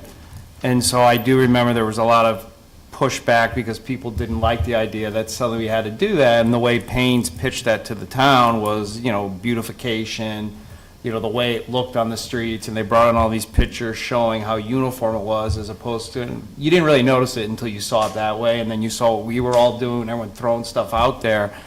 And so we went that way, and at that time, Paine's talked about how much money it was going to save them by doing this, because now they didn't have to deal with a lot of the liability issues and the people getting their backs hurt from throwing garbage on, and how that was going to drive their costs down, which, for the record, has never been relayed to us, because we have not seen our costs go down at all. They also did at that time include the garbage cans. So they gave every resident a can and a recycling can if they chose one. And I do remember trying to negotiate for a second garbage can for every resident who wanted one. And initially they told us they would do that, and then they backtracked on it and said, no, we can't do it. We had to change our mind. If this bid had come forward and they said they were going to include the brown containers, I would be very much more in favor of saying, let's move forward with that, because I absolutely agree with the idea of having a separate bin. I don't think it's going to look aesthetically pleasing to have some people with bags, other people with bins, and I will tell you, filling a bag is a lot harder than filling a bin, so I don't think it's going to be as motivating to do it right. And so if we're not going to get those bins included, then I would say we should go out to bid and see if we can find someone who's willing to include those bins as part of the program, because it's not like they have to include the other garbage cans, because we already have them. So I would support what Councilor Hill and Penelope were saying in that regard, is we should probably go out to bid for the whole thing and see if we can get a better deal for the town. I'm just not comfortable asking a resident to pay $100 and whatever for a bin. One thing I didn't mention is that the committee did discuss the impact this would have on the leaf pickup, and just so residents understand, this does not mean leaf pickup stops in the fall. The committee talked about it and said that would continue to go on. You would expect that there might be less that we have to deal with, and maybe over time the council wants to look at that, but for this proposal, leaf pickup would continue in the fall. So just to clarify that. Mr. Deputy Mayor. One other option that I don't think it's in here, but they would also be able to bundle brush and put that out by the yard, so you wouldn't have to buy a bag, you wouldn't have to buy a barrel, you could For both, tie up your brush, 1 and 2, or is that only? option 2. Option 2. We thought that was, my goal here is to try and get as much out of the waste stream as we can. And we're trying to come up with a way to make it easy for residents to use that. You walk out with a pile of twigs and that green barrel's just staring at you saying, I'll put it in there or I'll load it into my, 23 Tesla and drive it down to the transfer station, which is not a good. The red Tesla. Not a good. Huh? No, 5 years old. So,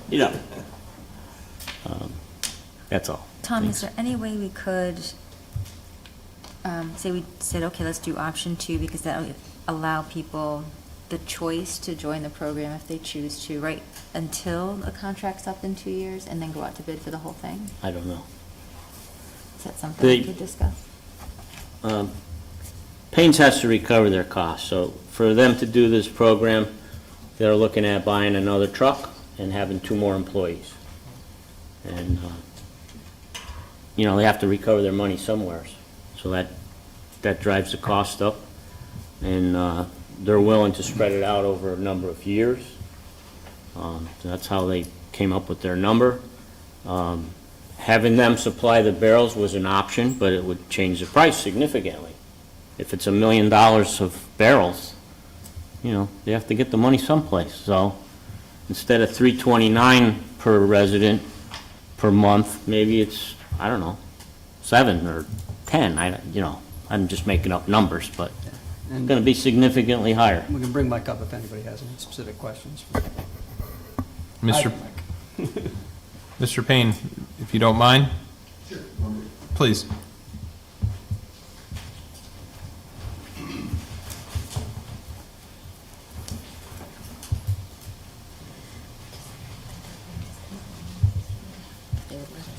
Evening, excuse me, evening, Mike Paine, Paine's Incorporated. How can I help? Councilman Forrest? Thanks, Mayor. The deputy mayor, I think, has been working tremendously hard, and we've been working on this for quite a long time. The concept is that the town residents, for a nominal fee, it's like $90-something, will get a large bin in order to dispose of all their yard waste, which includes, some smaller branches and those kinds of things. The idea is that, sure, there's an environmental aspect, right? We don't have to throw it in the landfill, but we're working with the environmentalist concept along with a lot of economics and having the economics work. So in order for us to go the other way, paying for all the brown bins for people that may or may not want them was over $1 million, if I remember. Mr. Paine, how much was that? 1.4? I can't do the math that quick in my head, but it's $1 million plus. Yeah. Because these barrels are petroleum-based, it depends on when you buy them. Right. Thank goodness it's now, not 6 months ago, when the price was much higher. So what we can do as a town, right, we can roll out this program, we can be more environmentally friendly, we can start to move all of our waste from the metric ton unit into the regular waste stream into a much less metric ton unit, and begin to, as we think 3-4 years out, when the barrels are paid off and we're moving now our tonnage away from the higher priced one, and if it looks like it could be a very significant amount of tonnage, and we follow, essentially, this is the West Hartford model, so they're a ring town of Hartford with similar sort of background, larger town, but it's percentage-wise the same. Tom and I looked at it a lot of different ways, and it made a lot of sense for our town for a lot of good reasons. So as we move forward in year 2 and 3, and the residents start to get accustomed to putting all this stuff in, all this type of material into the proper bin, we should start to see downward pressure on our expenses as it relates to trash, which is millions of dollars. So if you look at that into the future, and the fact that most of us, I mean, in general, we have these violations of contaminated waste already, the rule exists. And I think that we'll start to see a lot of, as they did in West Hartford, we're not the pilot program, change, behavioral change with our residents and being more thoughtful, because now they have an easy option to throw away stuff in a system that doesn't cost the town the most money. And so you get all those benefits from a program like this. And I think it's ready to go now. We've got 2.5 years plus left on the original contract. This would be a slight extension to that.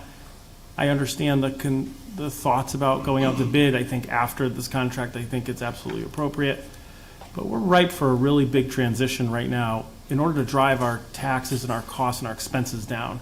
And I think we were both on board with that. That wasn't a Republican thing. It wasn't a Democratic thing. It was a unified thing.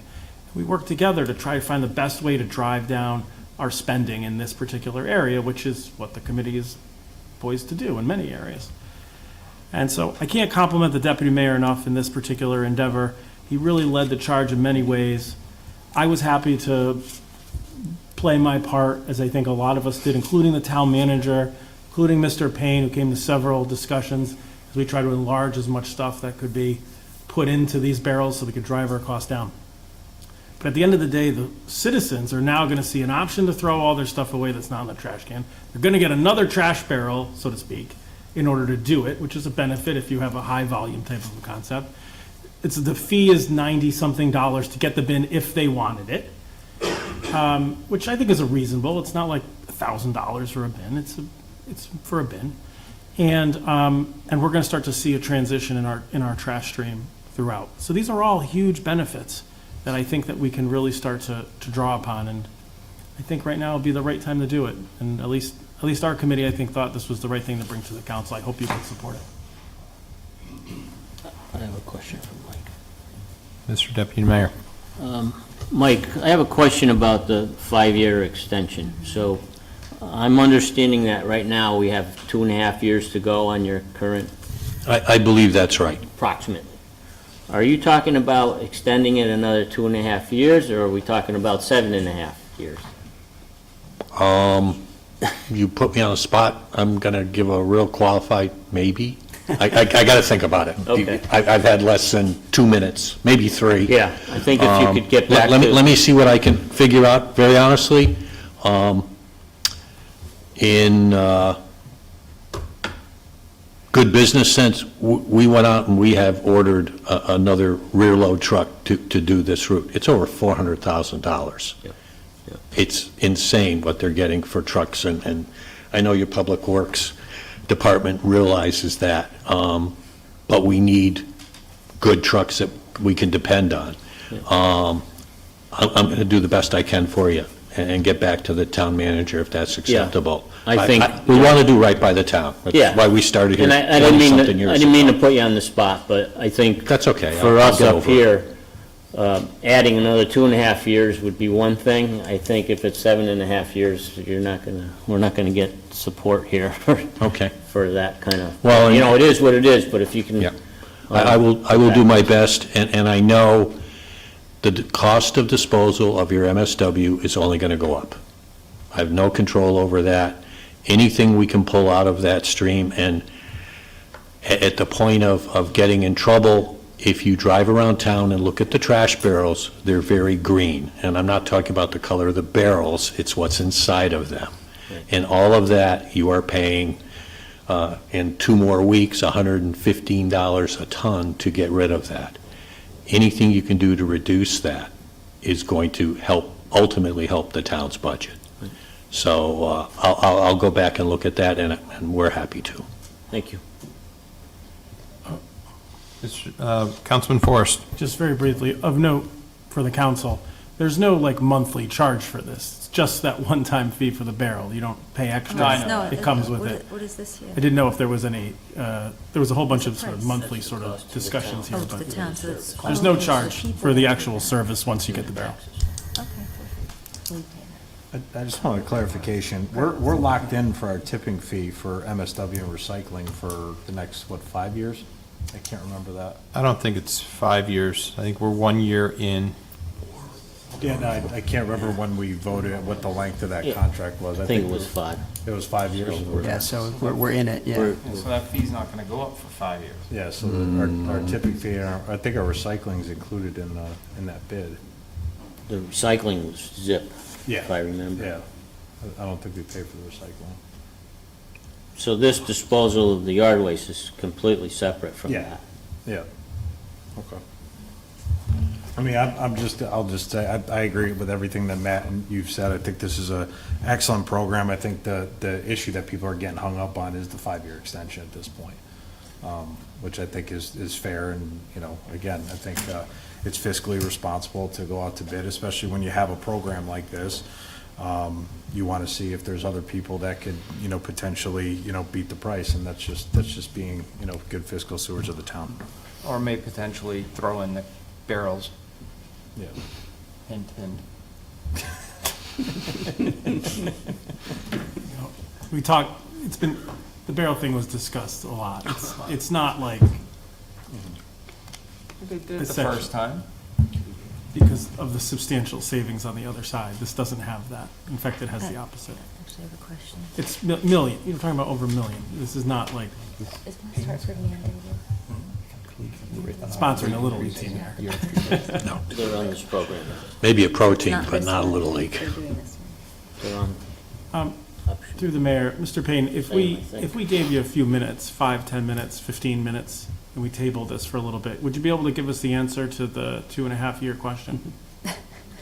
Half an hour. I'm really Well, uncomfortable we got other stuff to do. doing that. I appreciate the opportunity. No, I'd really like at least a night to think about it and get back to the mayor, the town manager. I'm assuming that's how I would go through. No, I'm really uncomfortable doing that. I appreciate the opportunity, but I'm going to pass. Any further comments on this? Okay, well, I will make a motion to table this until our next meeting. Second. And have further discussion. Second. Motion's been made and seconded. All those in favor signify by saying aye. Aye. Opposed, nay. Ayes have it. Thank you very much. And that's no indication that this is not a good program. This is a great program, and I concur with Mr. Deputy Mayor and Councilman Forrest. Deputy Mayor has been looking at this quite some time, and I think it was one of the first things we discussed on what we could implement back in November of 2019. And he and I share photos of residents with sticks and branches coming out. We have a wall of pain of those photos, yes. Yep. Thank you very much. Thank you. Thank you.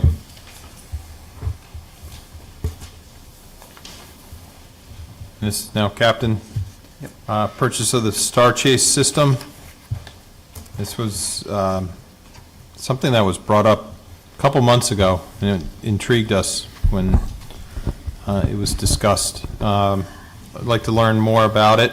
Obviously, we read through the packet of information that has been shared with us, but hearing from the officers on the ground, the use of this in other towns that may have used it and other communities that use it, how successful it is, and kind of the new 21st century technology of tracking folks that attempt to get away, like those 22 or 12, I forget the number. 22 in 2 months. That fleed.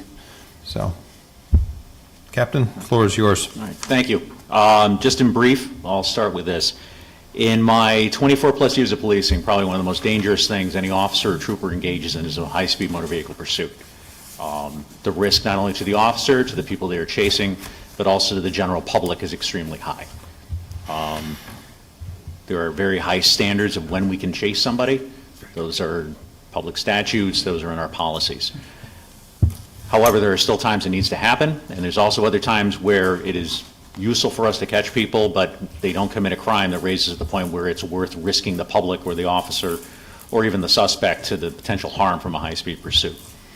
So when trying to find an option, the StarChase system, which the information you have in front of you, is a very good option for us.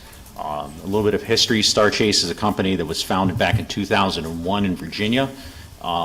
They started selling the system in 2006. As of last year, it's being used in over 30 states.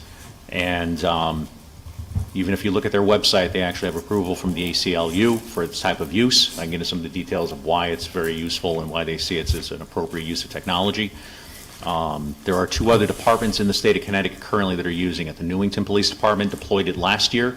The New Haven Police Department deployed it back in February of this year. Some of the successes in Newington, they first did, their first deployment was in actually a street takeover event, the type of things we were talking about before.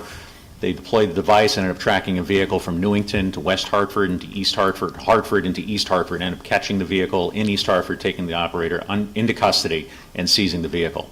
The first weekend that New Haven deployed it, they had 4 tagged vehicles. They launched it 4 times, recovering 3 stolen vehicles and making 4 arrests in their first weekend. All done without the need of pursuing people, without the need of putting people into risk and danger.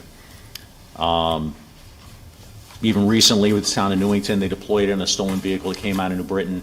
They were able to trace the vehicle, track the vehicle all the way to Hartford, where the operator was also taken into custody. So it's consistently being used, a very useful system. As a description, if anyone isn't exactly sure what it is, there's a great, you can go to their website, starchase.com, and see the information on it. They got some great videos on it. Essentially, it's a launcher that's mounted to the front of a police vehicle.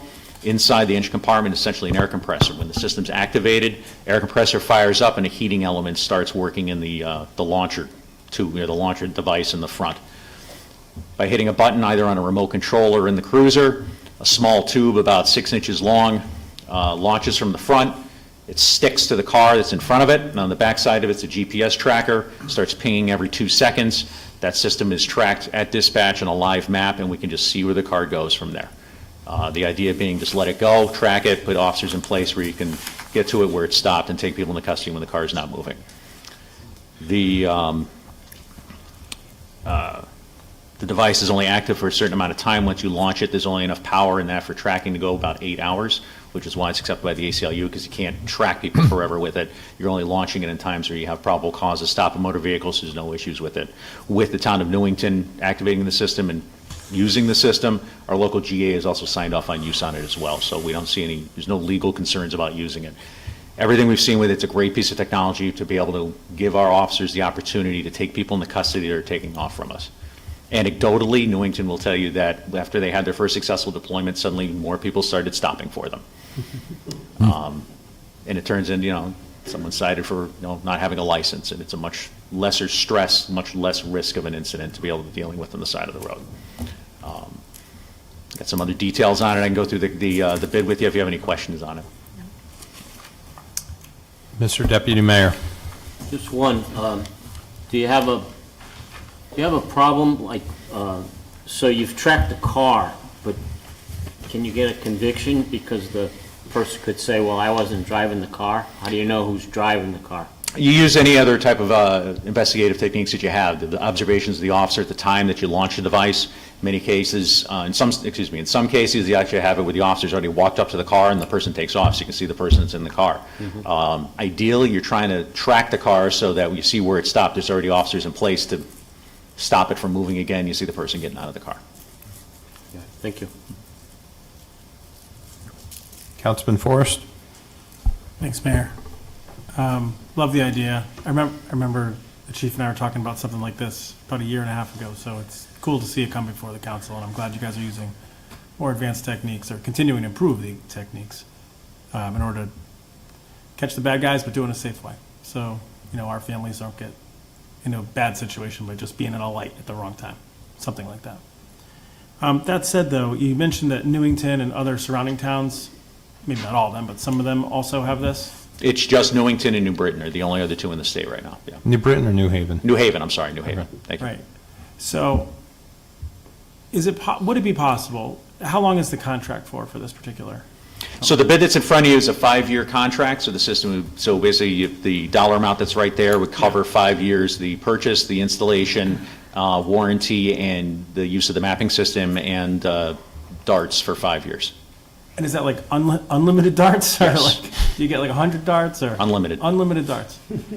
Is it, do you foresee as this, like, maybe grows in popularity, that we could do like a block bid or a state bid for something like this? Is there discussion about, procuring them in a larger fashion and deriving lower price because of that? I am not aware of it at all, and in discussions I've had with the folks from StarChase on this, there hasn't been any talk about that. One thing that does come into play is that each department that utilizes has their own set of policies and procedures that are associated with it, which aren't going to be identical.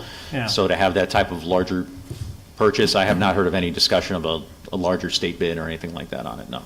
And have you talked about the successes of New Haven? You talked about the Newington one. The New Haven one, what I had is on their first weekend, they had 4 tagged vehicles in their first weekend with three stolen vehicles recovered and 4 arrests in their first weekend. was that Since then, I don't have much more. Was that like last year, a couple February. weeks ago? February, all right.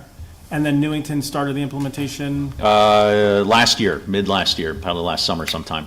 and are we thinking, are we the third town in the state then? We would be the third town, yes. That's pretty cool. This plus the EVs, I mean, we're cutting edge. Batmobile. Completely, I think this is a great idea, completely support at the dais. Thank you, Captain. For the second time? One more if I could. So it looks like we're buying 6 units? Yes. Is that sufficient for the number of cruisers that we, That would be our 5 frontline patrol unit vehicles and our supervisor's vehicle. Part of the contract is to actually teach our physical services folks how to move them from car to car, so we wouldn't be stuck in that particular vehicle. We'd be able to move them down the line. great, thank you. Yep. Oh, Councilman Hill? Thanks, Mayor. Just real quickly, Captain, actually, this is a question for the town manager, and it's more has to do with the budgeting of this. I see this is coming through asset forfeiture, so thank the department for taking that responsibility on. In terms of the way the council, because the Maquis came through asset forfeiture as well, I believe, is there a certain threshold that has to occur for when Wethersfield PD makes a purchase through asset forfeiture, that it kicks over to council, or every purchase made through asset forfeiture has to go through us? And again, I apologize for putting you No, on I the believe, spot. and Mike O'Neill can correct me if I'm wrong with this, but I believe the threshold's the same regardless of the fund that it's coming out of. Yeah. It's our policy, and it's based upon the percentage. It's, yeah, about 33,000 right now, based upon our annual budget. Gotcha. Okay. Well, thank you for that, and thank you to the department for purchasing this through asset forfeiture and for the work that you do. Appreciate it very much. And just a technical question, and I think I may know the answer, but, so if we have the tracking software in our patrol cars, is there also tracking software at the PD at the same exact time, or is it? So the way the system has the option to be able to track it either through within the vehicle or at dispatch. Our plan is to have it tracked specifically through dispatch. We want our officers focusing on driving, not tracking a vehicle on there. Okay. So the way the system would work, when the dart gets launched and it sticks and the signal starts, the dispatch will log on to a secure web service and be able to track the vehicle live, essentially in Apple Maps.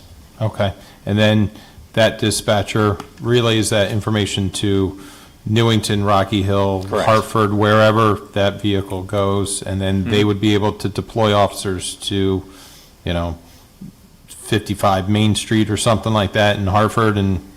Correct. Okay. Yeah. And They would stop the vehicle and then our officers would go and Yep. make the arrest, yes. Okay, because you guys would have the description of the detail, obviously you have the car, but work in conjunction with our other police forces. Same type of situation right now. We get a call on the radio, Hartford PD is looking for a red Tesla coming down the Silas Deane Highway. 2018 Tesla. They all do. Shocking. Same type of situation. We would stop the vehicle for them, they would come down to their enforcement action. Same type of Dart situation. that one. Gotcha. Comes standard with darts already. One of the There's options. the anti-dart, protector. Use a bazooka on that one. Okay. I think this probably could have gone on consent, but it is a great idea. It is something the chief had mentioned to me. I was preparing testimony to speak on the street takeovers, and he had given a number of ideas rather than having, police officers there and trying to catch them in their act as they're going all about either on sidewalks or wrong ways on one-way streets.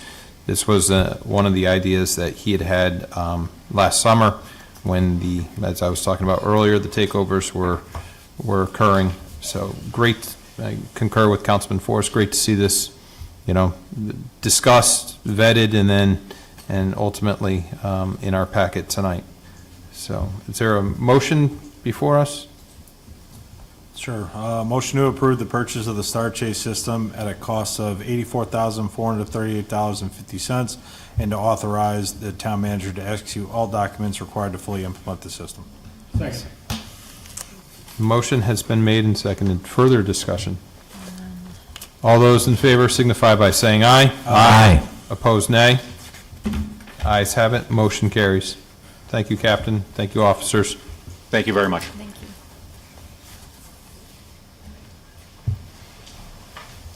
Sally is here, and I see her getting up. Item I3, custodial bid, service bid for the town buildings. If I'm not mistaken, this is the garage, town hall, library, and police department. Those Correct. 4 buildings. Yes.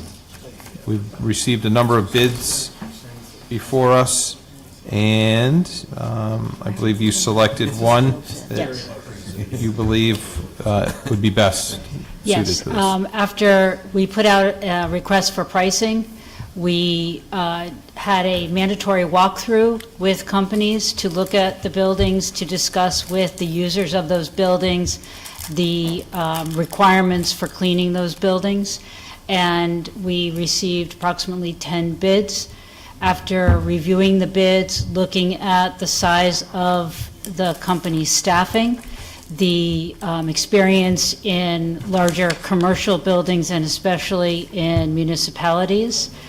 The bid from Uncle Sam's met the criteria for the amount of people they have as staff members, their experience, we checked references, and also their experience cleaning commercial buildings. And so the recommendation is to have a 3-year contract, which would also give some stability to the people who clean those buildings, and to move to change companies, which now we have Coastal Cleaning, which is coming to the end of their contract. They were one of the bidders, but to change to the Uncle Sam's company for the custodial services.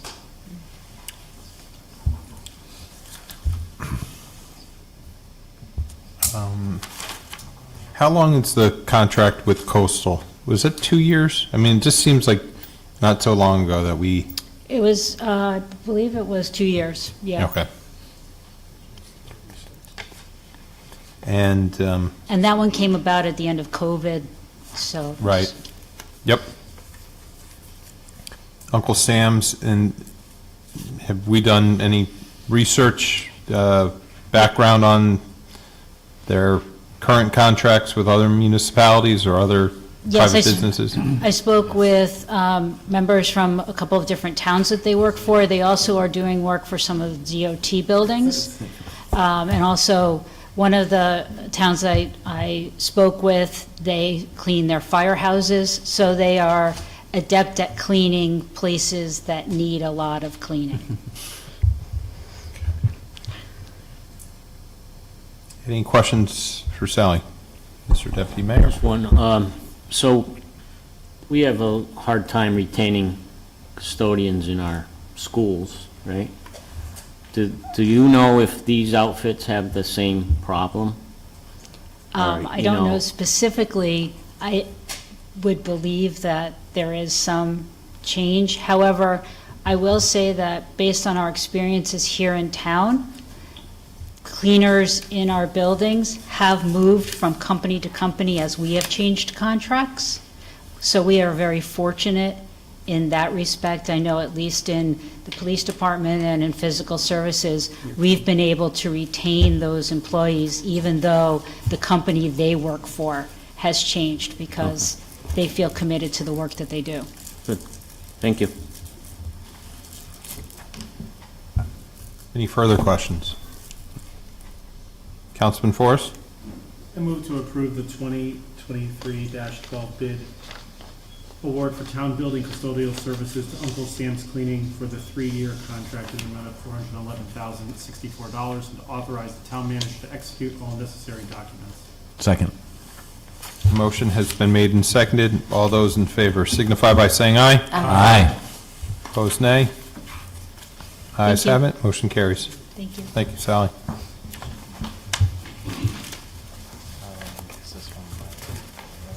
Our last bid, McO'Neill here. You want to discuss this? We do. Yep. We've seen this before. It's the insurance broker, agent of record. It looks like Karma and Travelers. Okay. So please. Good evening, Mike O'Neill, Director of Finance. This item before you is an award of to the carrier for our property casualty program, including workers' compensation. Chris Wardrop from USI Insurance Services is here tonight. I'm going to let him speak in detail about it, but this is quite a lengthy process. It went through Chris's office because of the way the insurance business works and how insurance companies deal with these processes. So I'm going to have Chris describe that to you, talk about the two proposals that we received, and then we did get a recommendation from the insurance committee. They spent quite a bit of time with this, interviewed both proposers, Kerma, our present carrier, and Travelers, both of whom did quite an impressive job of, presenting and doing the underwriting, and particularly Travelers, because they are not our current carrier, spent quite a bit of time, quite an exhaustive process of information collecting and interviews and whatnot with department heads here. But I'll let Chris just kind of talk about the process and then the two proposals that we received.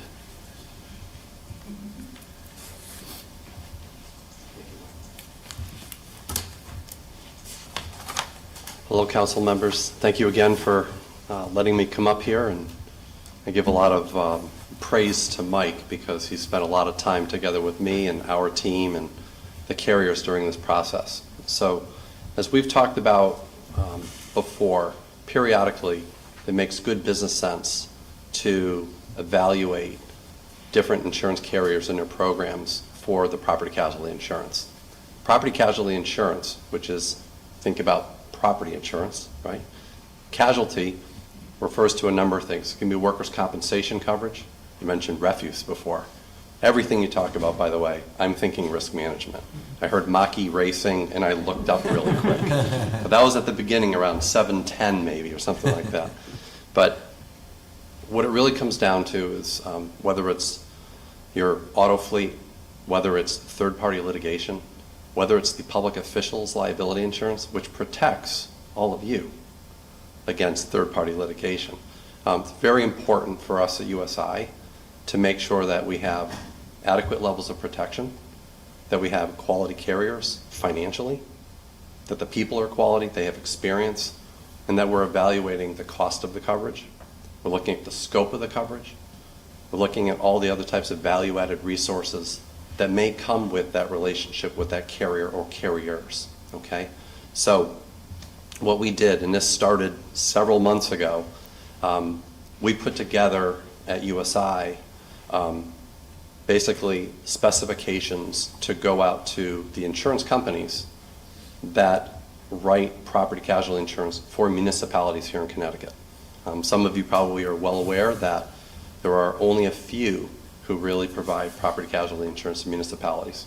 A lot of it is due to the litigious nature of suits that come up against municipalities. Secondly, there's a small number because with workers' compensation, there's a need to make sure we're providing coverage for your law enforcement personnel. Not all insurance companies want to do that. In Connecticut, there's also a workers' comp statute that requires the town to cover volunteer firefighters. So you have volunteers who actually aren't employees, but that statute provides them workers' comp coverage. And all the town and the school district employees are valuable. They're people, right? So we want to make sure that we have the right level of coverage. So our evaluation really centers on not just cost, but more of a quality-based selection, okay? So what we want to do is we want to look at what's the scope of the coverage, not just property. We want to look at auto, general liability, law enforcement liability, public officials, school leaders liability, equipment breakdown, right on up to excess liability coverage. So it's all very, very important. When all this data comes in, our job at USI is to take a look at some of the quantifiable differences. You know, what's the difference in cost? Let's look at the coverage. Let's look at the size of the deductibles or retentions. If there's perhaps a lawsuit made against the school district for an alleged employment, case, what's that deductible that the school district will have to pay? Because that can erode their budget. So that's an important area. Auto physical damage coverage. If a police car gets into an accident, or it's public works during, snow clearing, there's a deductible. These things erode the budget, right? And so we have to look at those areas as well. But we also have to look at some of the value-added services and some of the products that are provided. For instance, KERMA provides a master pollution policy that covers first and third-party pollution incidents in many cases, okay? So that's something that we have to build in. So what your finance director put together is a really good summary. I read through it, and it's a really good summary that kind of encapsulates a comprehensive analysis of the options. And what we found after that, we met with the insurance committee back on June 8th, and we went through this. It was determined that it would be a good idea to have these interviews with the key members of the insurance companies. So that was conducted last week. That was also a good process. And so what you ultimately had is, from a financial perspective, KERMA, which is a Connecticut Interlocal Risk Management Agency, and that is the incumbent carrier. I think many of you know who they are. They're the market share leader in Connecticut. Many of your peers select them through their own processes. KERMA came in, just from a pure cost perspective, they had a slight advantage. But as we took a look deeper into some of the other products that are included in there, when we took a look at the average deductible spend that the town and the school district have on all those different coverages, I did a 5-year analysis of your deductibles. It was a lot of fun. You should try it sometime. It's pretty cool. For some, it's not fun, but when you look at the bottom line and you say, wow, this is interesting, all of a sudden, it's actually very, very important. If you consider the fact that there have been auto collisions where you have a deductible, whether it's KERMA or you'd have coverage through travelers. If you look at that, there is a different deductible for contractors' equipment. And there's a really big difference in the deductible for the school leader's liability and the employment practice coverage. The difference between those two carriers that you're not going to see on paper until you go through the year is actually an average of $15,000 per year between the two. So what that did is it increased the delta in cost between these two programs, okay? Now, there's another thing in there, and in his other factors considered by the committee. If you were to do an internet search right now on property casualty insurance market outlook, it's kind of painting a doomsday scenario in a lot of ways. The property insurance marketplace, for instance, for buyers of property insurance with millions and millions of dollars at risk. So in your case, you have way over $100 million of property values, a lot of them tied to your schools, okay? The marketplace is what some people call the most difficult of their lifetime, okay? A lot of it has to do with natural disasters, all over the country and actually worldwide. A lot of it has to do with reinsurers who are pushing a lot of premium increases. But what we have here is that KERMA has provided a 3-year rate cap agreement. So it kicks in really on year 2 and 3 with a maximum rate increase on their property liability coverage of 3%. Okay? Now, Travelers also offered a rate cap that has a 1-year guarantee, but it has some conditions to it, in part tied to loss ratio, but it also does not include the property insurance. And we view that as a very, very important point as we predict into the future that the marketplace is going to continue to have some strain to it. Okay, so there were some other things in there. KERMA just, they throw in some other types of products like international travel coverage that the school district might need. The street value is $2,500. So if we go with Travelers, we have to purchase that coverage, and that becomes extra. So what we had as this all emerged was an increasing delta in cost between the two programs. Both programs were impressive with the quality of their people. There were some differences in terms of, I'd say, like the claim system looks a little bit different with Travelers, and it's a good one, than it will be with KERMA. But at the same time, KERMA has a huge amount of expertise in handling municipal claims because they are the market share leader.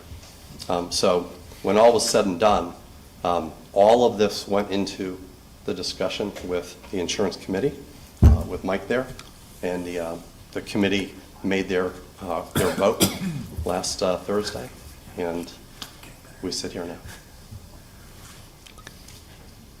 I'd like to answer any questions you have.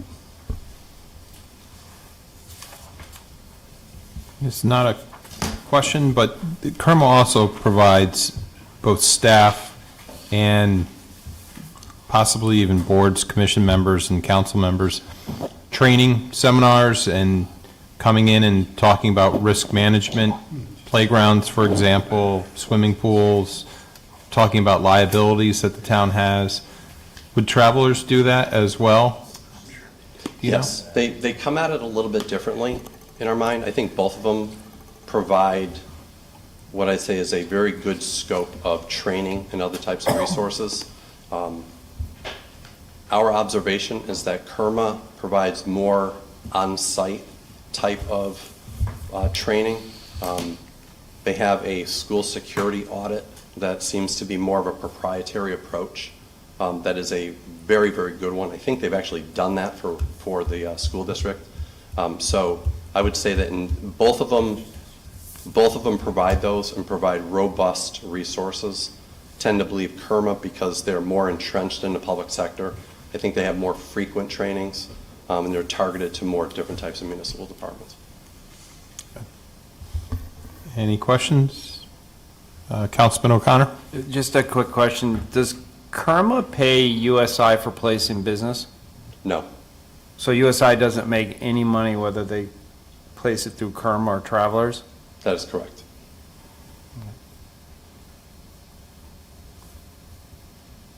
Further questions?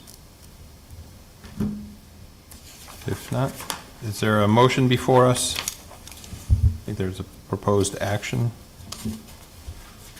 I mean, I'll I have take it. this one, Mayor, if no one's Oh, doing it. go ahead. Oh, go ahead, Councilor Carbone.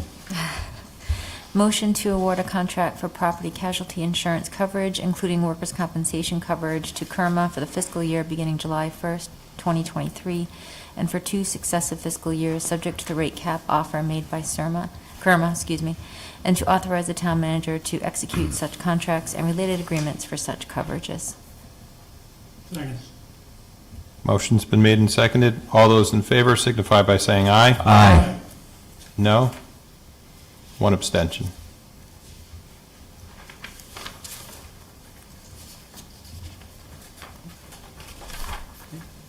Now we move on to the consent. Looking at the 2 staff members out here, we should have done the consent calendar beforehand. If I'm not mistaken, that's all we have left, right? I would make a motion to open the consent, not consent calendar, what do we call it? Consent agenda. Consent agenda, to add the walk-in. This is a Citizen Recognition Committee appointment of Jody Latina, unaffiliated, of 29 Blueberry Hill, for the term of 6/20/23 to 6/30/25. Motion. Second, if I may, like to make a comment about it. Sure. Thank you, Mayor. I'm excited about this, and I want to start by thanking Councilor O'Connor, who worked with me to come up with some of the criteria, including giving me a recommendation for potentially an award winner. I want to thank Councilor Carbone for further refining some of the criteria. Both of them did a great job. And I want to let the council know in the community, you know, we have some tough discussions up here. We had one tonight. We have some tough decisions that we have to make as councilors. But this is going to be something fun and something rewarding. And I like to think of this committee as we're in search of greatness. We're looking for people that live in Wethersfield that have done great things for their community, for their country, maybe for their business, maybe, and welcome the public to start to give us, and we'll begin meeting over the next few months, now that the committee is formed, the public to give us some recommendations. And we're going to honor people who have done amazing things in Wethersfield. And what better thing that can we do than recognizing the greatness of people in our town that have made contributions to society that have benefited all of us. And we're going to find those. And I thank, again, Dan and Shelley for their efforts to get us to this point. And I look forward to doing the work of the committee and finding folks that we're going to honor. So thank you, Dan and Shelley, and appreciate that we now have the committee set up to begin the work. Thank you. Okay. Do I have I'll make a motion to approve the consent agenda. Second. Motion's been made and seconded. All those in favor signify by saying aye. Aye. Opposed, nay. Ayes have it. Motion carries. Don't believe we have any approval of ordinances. Thank you for attending, Kathy. Yeah, and Erica. Thank And you for Erica, yeah. attending. That was easy. Now, if you get something like the StarChase program in Parks and Rec. We'll work on that. Should have families. Is there some way we might be able to do that? No approval of ordinances or resolutions, no unfinished business, no new business. And then second public comment portion. Mr. Young?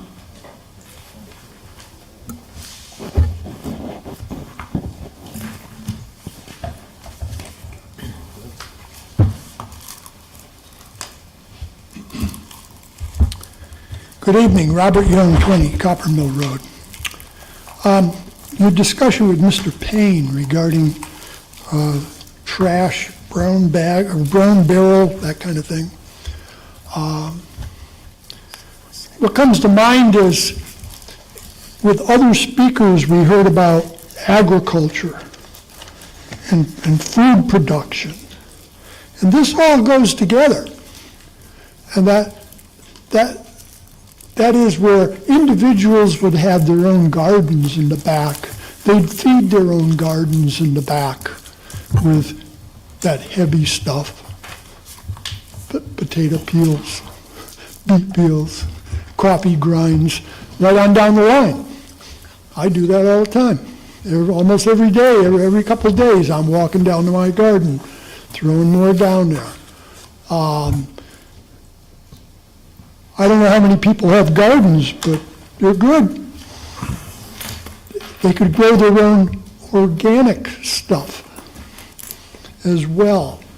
They don't have to depend on going to food, whatever the heck it's called over here, the supermarkets, and looking for organic, or up here preaching that they want to have organic farm on Keisha Farm, because that's a non-profitable situation. So I would think people should maybe start right from the council, encouraging people to do gardening in the back, and it follows with taking care of that heavy stuff. Tonight there was also discussion regarding parking on Highland Street and Collier and Highcrest, and I've driven through that gamut too many times. Not because of the concert that they were talking about, but because of the sports playing that's going on. And I wonder, why aren't they parking over at the school's parking lot? They shouldn't be parking on the street like that. And when a person goes through, 2 cars on each side, you got to just about crawl through because you don't know if a little one is going to run out. The bigger, tall ones, you're going to see them. It's the small ones that run around. And if they come running out in front of your car, that's something that's going to be on your conscience forever, and it would be a lawsuit against the town of Wethersfield as well for allowing it. At least I would think so. And because you allow it. It belongs, put those cars up in the parking lot. It's also been mentioned about putting turf or anything on the Keisha farm for the stadium. That presentation you had back in, I think it was January, the folks that came here from Yukon that did some analysis to show what things would look like, they were only talking 50-car parking lot on that analysis. You'd need, how many people come to a stadium game? 1,000? You need a 500-car parking lot. You need a huge parking lot. That's why they put them at high schools or elementary or schools that have parking lots. The parking lots are already laid out there. You can't do that up at Keisha Farm unless you're planning on putting parking lots in. You've got to go before planning and zoning. You're not exempt. What do you think they're going to say? Look at a business that puts a building up, a strip mall. Planning and zoning tells them you need so many parking lots. Look at these parking lots for, say, Wethersfield Center down here. That's a huge parking lot for huge stores. But if you get a stadium going in there that's going to seat 1,000 people, 1,500 people, you need a big parking lot. And in Wethersfield, we don't allow our people to park on gravel. They need asphalt to park on, with strips, with paint. It's the same idea at Millwoods. Millwoods parking on Griswold Road is wrong. Those folks should be parked inside the park. Anything that goes on in that park, that's where they belong. Off the street, in the park. There's parking available. And every time you add another function to Millwoods or any park, you need to provide adequate parking, not street parking. Businesses aren't allowed that unless they're in the city. And then they got to have those parking garages. So anyway, Mayor, that's one quick one. Well, that wasn't so quick. You have 5 minutes and 22 seconds. Your time is up. If you want to summarize your second. No, because this is another 5 minutes. Good night. Thank you. Okay. Thank you, Mr. Young. Motion to go into executive session. Second. Motion's been made and seconded. All those in favor signify by saying aye. Aye. Motion nay. Ayes have it. Motion carries.